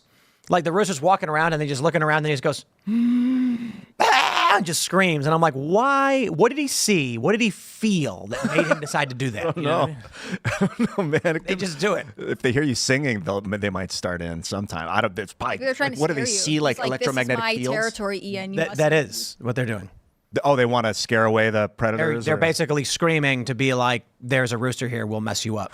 And He's and threatening you. Yeah. When you Yo, sing, he's threatening you. Now that I know that, adult roosters have the spurs that will slice you up. they give you a fair warning first. Well, they're yelling because when critters come, they'll fight you. There are birds that can see magnetic fields, so maybe I don't know if chickens can too. Pigeons can feel it. Oh, that's cool. I don't know about chickens, but chickens are good people. Good people. All right. The Simple Gunsmith says, "Hey, Tim, about the elevator in Casper location. I work at a shop that would be able to machine all the parts to get the elevator up to code. If you're interested, reach out to Tool Tech Machine Inc. in Oxford, Michigan. The challenge is it's very expensive. And so we're looking at exorbitant cost to repair an elevator. It's not just the parts, it's the labor. And we're like, ooh, prohibitively expensive. But we don't want to get rid of a historic elevator. So we'll figure it out. The cheaper solution is to like build a new door or something, which then changes the second floor into a separate private area. Simple enough. All right. We'll grab some more super chats here. We'll scroll down a little bit. Let's see. S. Bucks Fox says, the image of Crooks walking with a rifle is an illusion. Watch the full video. The still frame that came from. It's only that one frame of the video where it looks like he has a rifle. He wasn't walking with a rifle visible left. Interesting. That would make sense. It is like dumbfounding to think they saw a dude with a rifle walking. Where'd he get the around. gun? The FBI says that he pulled it out of his backpack and assembled it. Yeah, nobody believes in. All right. Russell Davis says, put my dog Bruno down yesterday. He was 16. Watching you guys helps me out mucho. Thanks, y'all, and love y'all. Sad to hear it. Sad to hear it. 16 years. That's a good run. life. Yeah. Yeah. Shout out to Bruno. Yeah. There is a big tree that has grown where Bocus was laid to rest. Wow. A big tree now right over his little gravestone. All right. And then we took 2 chair legs and we made a cross because we are not Christian, but for some reason it's Bocus the moral was. tradition that we... He certainly was. The crossroads of where matter meets spirit. We were thinking about that when we were marking his grave. We were like, what should we put? And we're like, we'll put a cross. And I was like, I mean, that's like a Christian symbol for the deceased, I believe, right?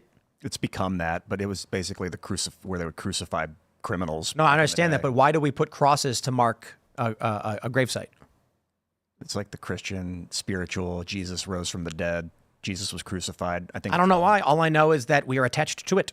It's unfortunate that we as a society recognize that's what we do. The murder tool, the crucifix, or the cross, I guess. I mean, that's kind of crazy too. But I'm just saying, American society recognizes the tradition but doesn't understand why they do it, which is a shame. That's when I part ways with tradition, is when there's a lack of understanding about why it exists.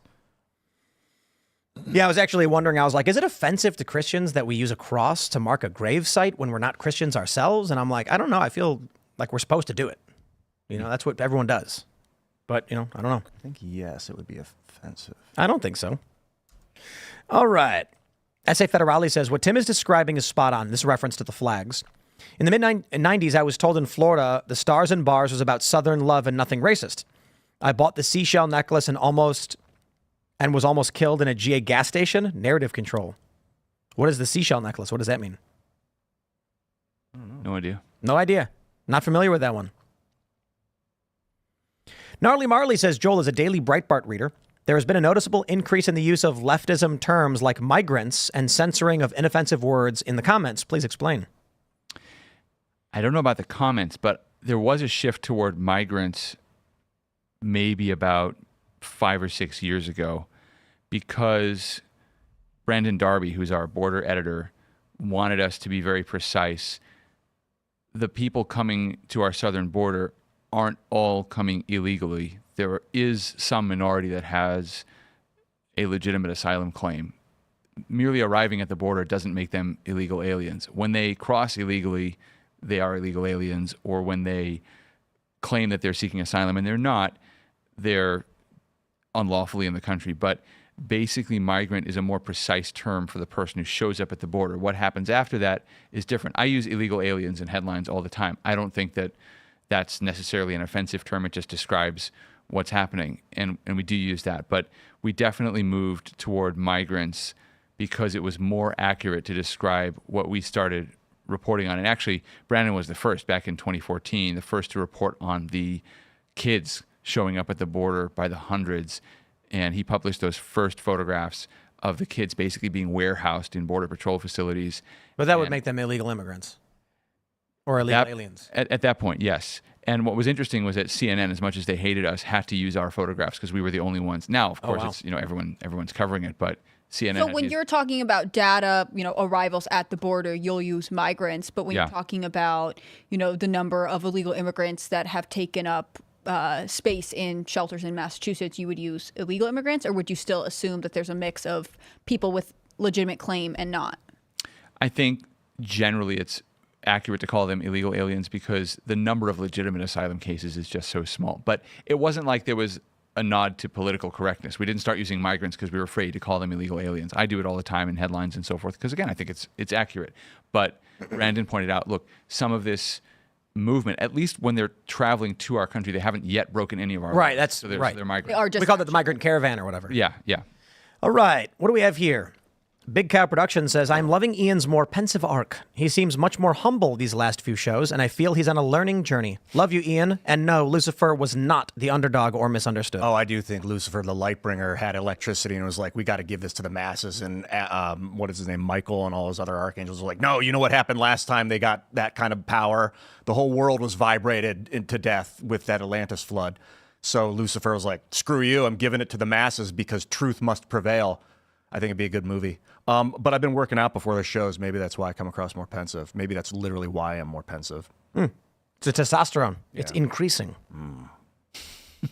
It's going to be a year from now, and Ian's going to be super massive, and he's just going to be sitting there with a beard, just like nodding like, yes. It's funny how shame, I can't go on the show with wiener arms, and I don't want to wear long sleeve shirts in the 90-degree heat, so I'm going to pump a little before the show.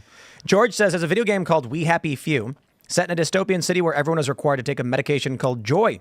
Joy makes you hallucinate and see the world in cheerful colors and numbs you to emotions. I remember that game. It looks fun. Haven't played it. I also recommend. Let me pull up Capital of Conformity. There was an article recently just on that topic. It's unreasonable to expect joy all the time. Like that's a state of mind that can only be achieved through chemicals. Like you can't. Like life, you're going to be bored. You're going to be grumpy even if everything's going well. Like I think it's If you guys have not seen this, we shouted it out a while ago when it came out because this is now a year ago.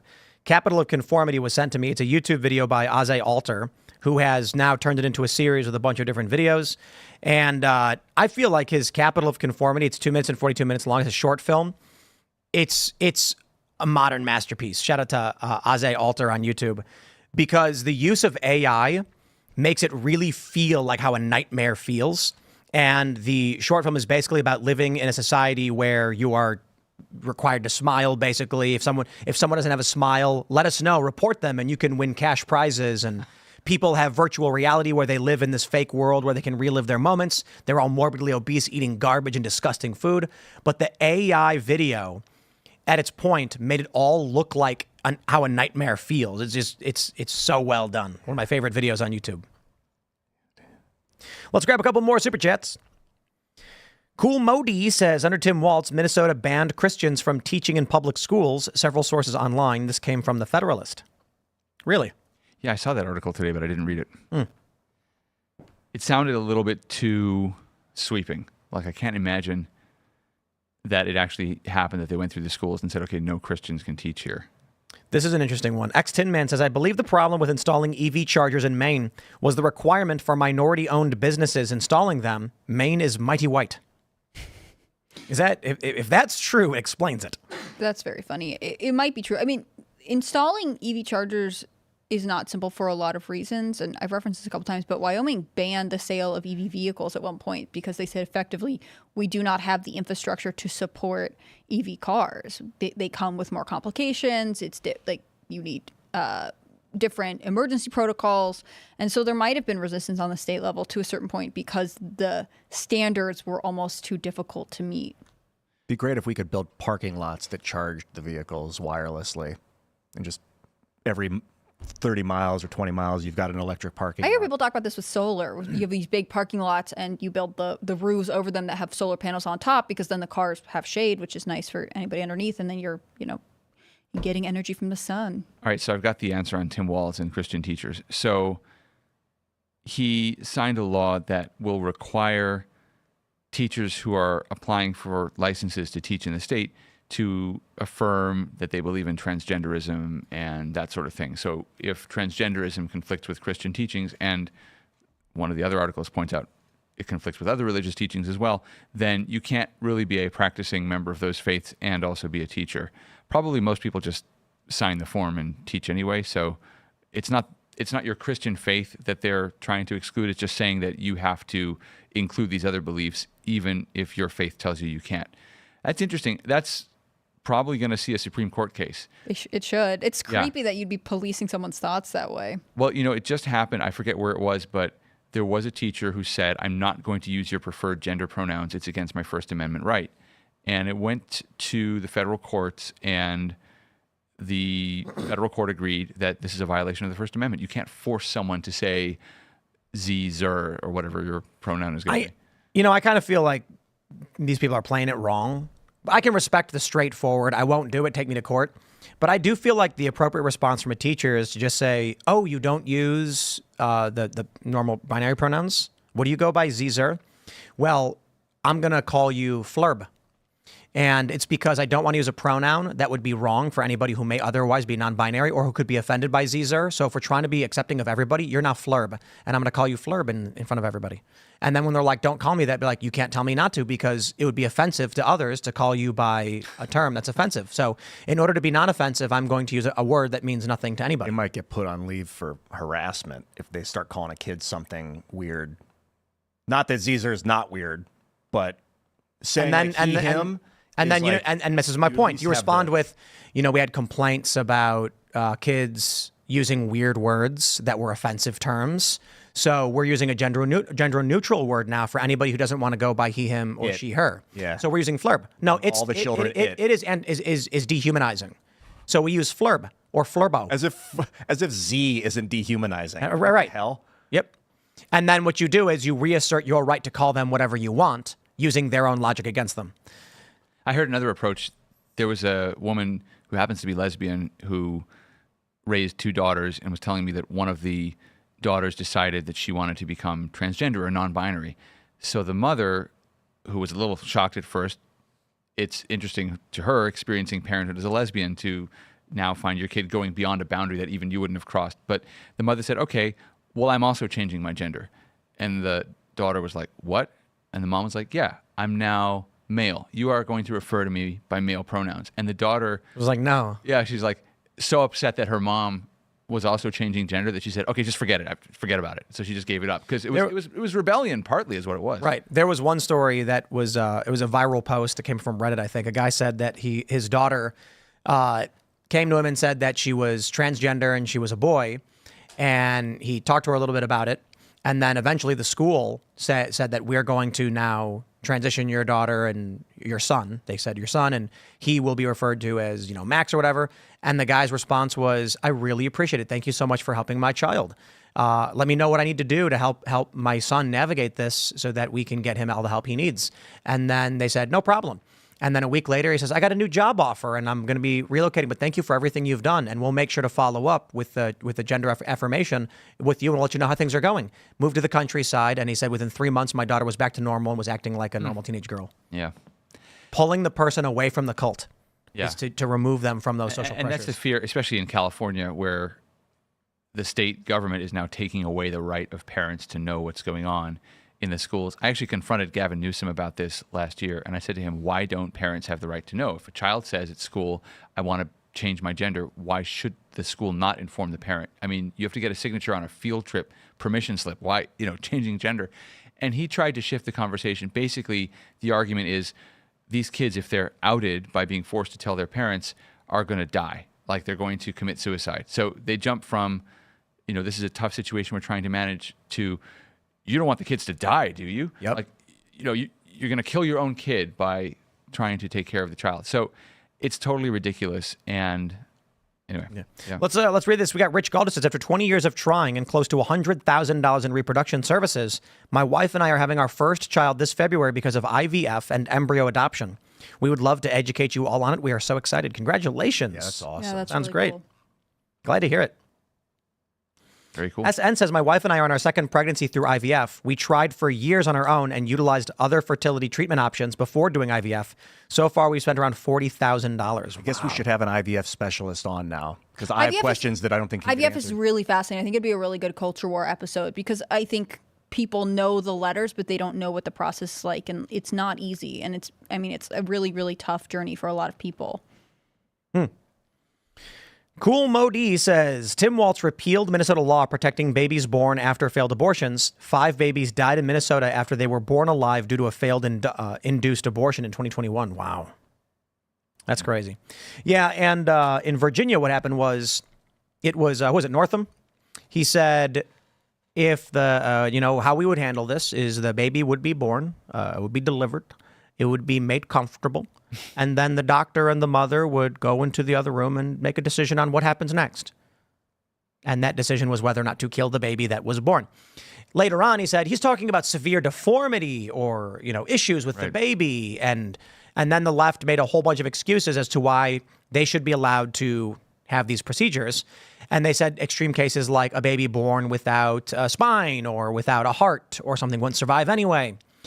And it's a weird issue because if a baby is born with these severe deformities and it cannot survive, then you don't need to have an abortion for it.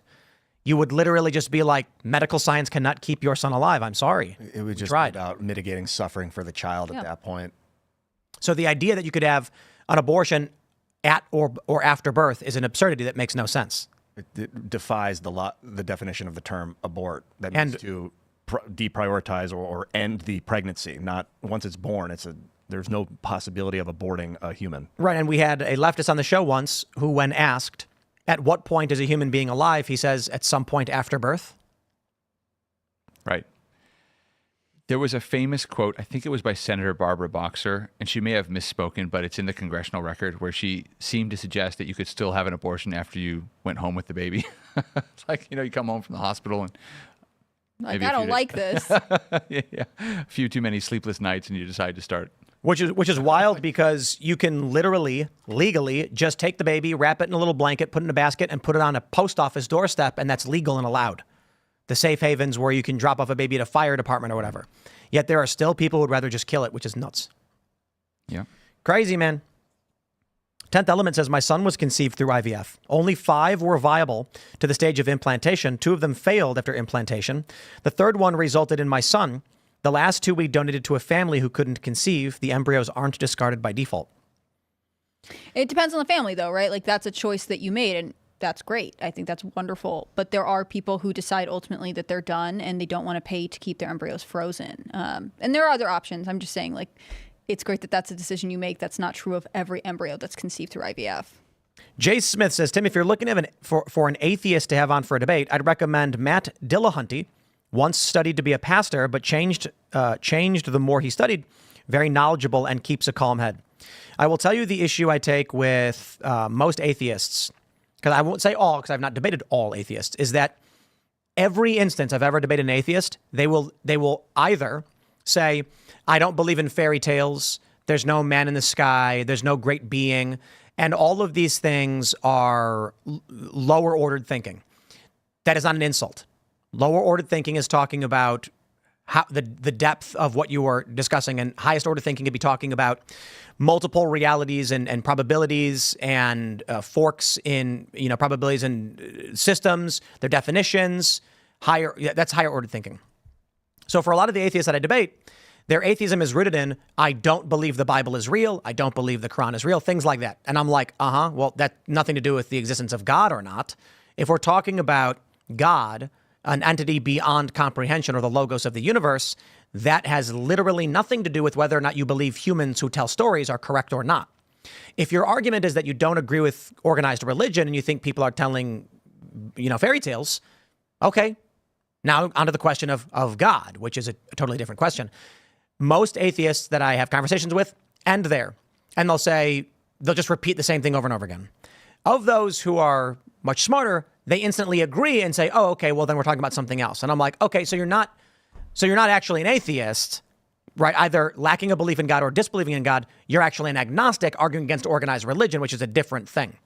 They just lump atheist into, and so it still is, in my opinion, lower ordered thinking to associate the concept of God or the logos of the universe with a human story, which is, again, lower order thinking, not an insult.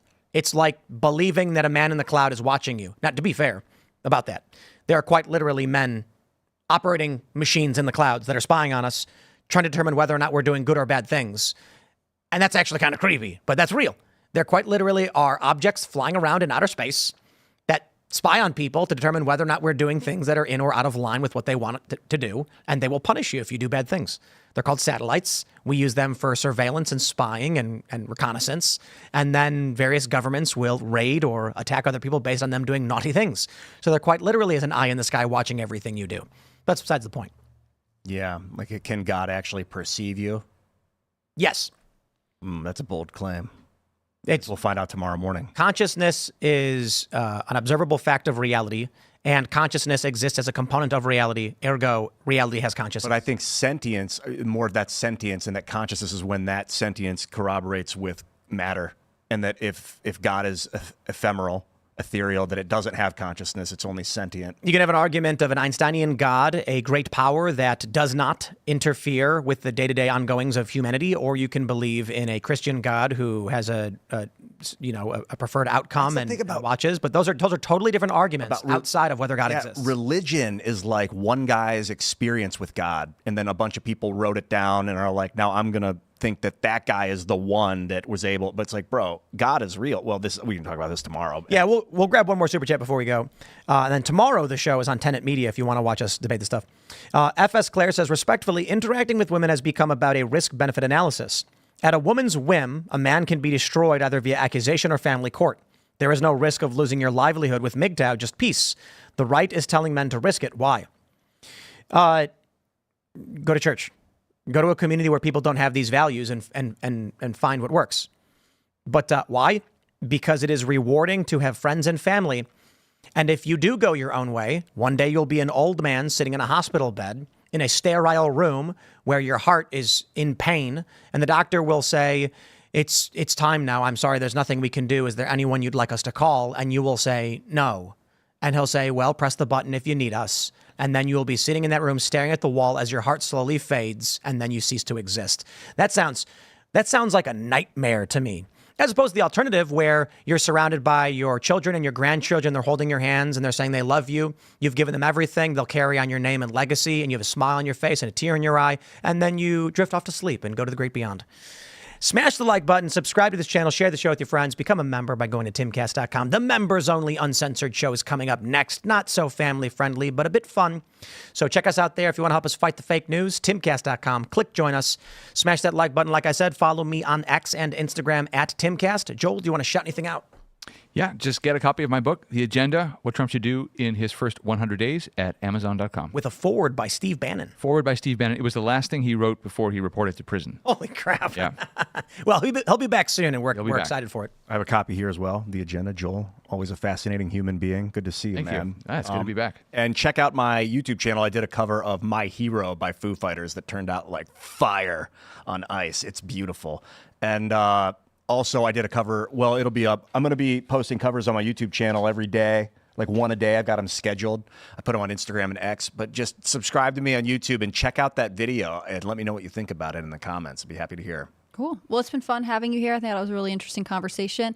I'm Hannah Claire Brimlow. I'm a writer for scnr.com. At Scanner News. You can follow all of our work at Timcast News on the internet. If you want to follow me, I'm Hannah Claire B on Twitter, and I'm hannahclaire.b on Instagram. Thanks for everything you guys do. Have a good night. We'll see you all over at timcast.com in about a minute. Thanks for hanging out.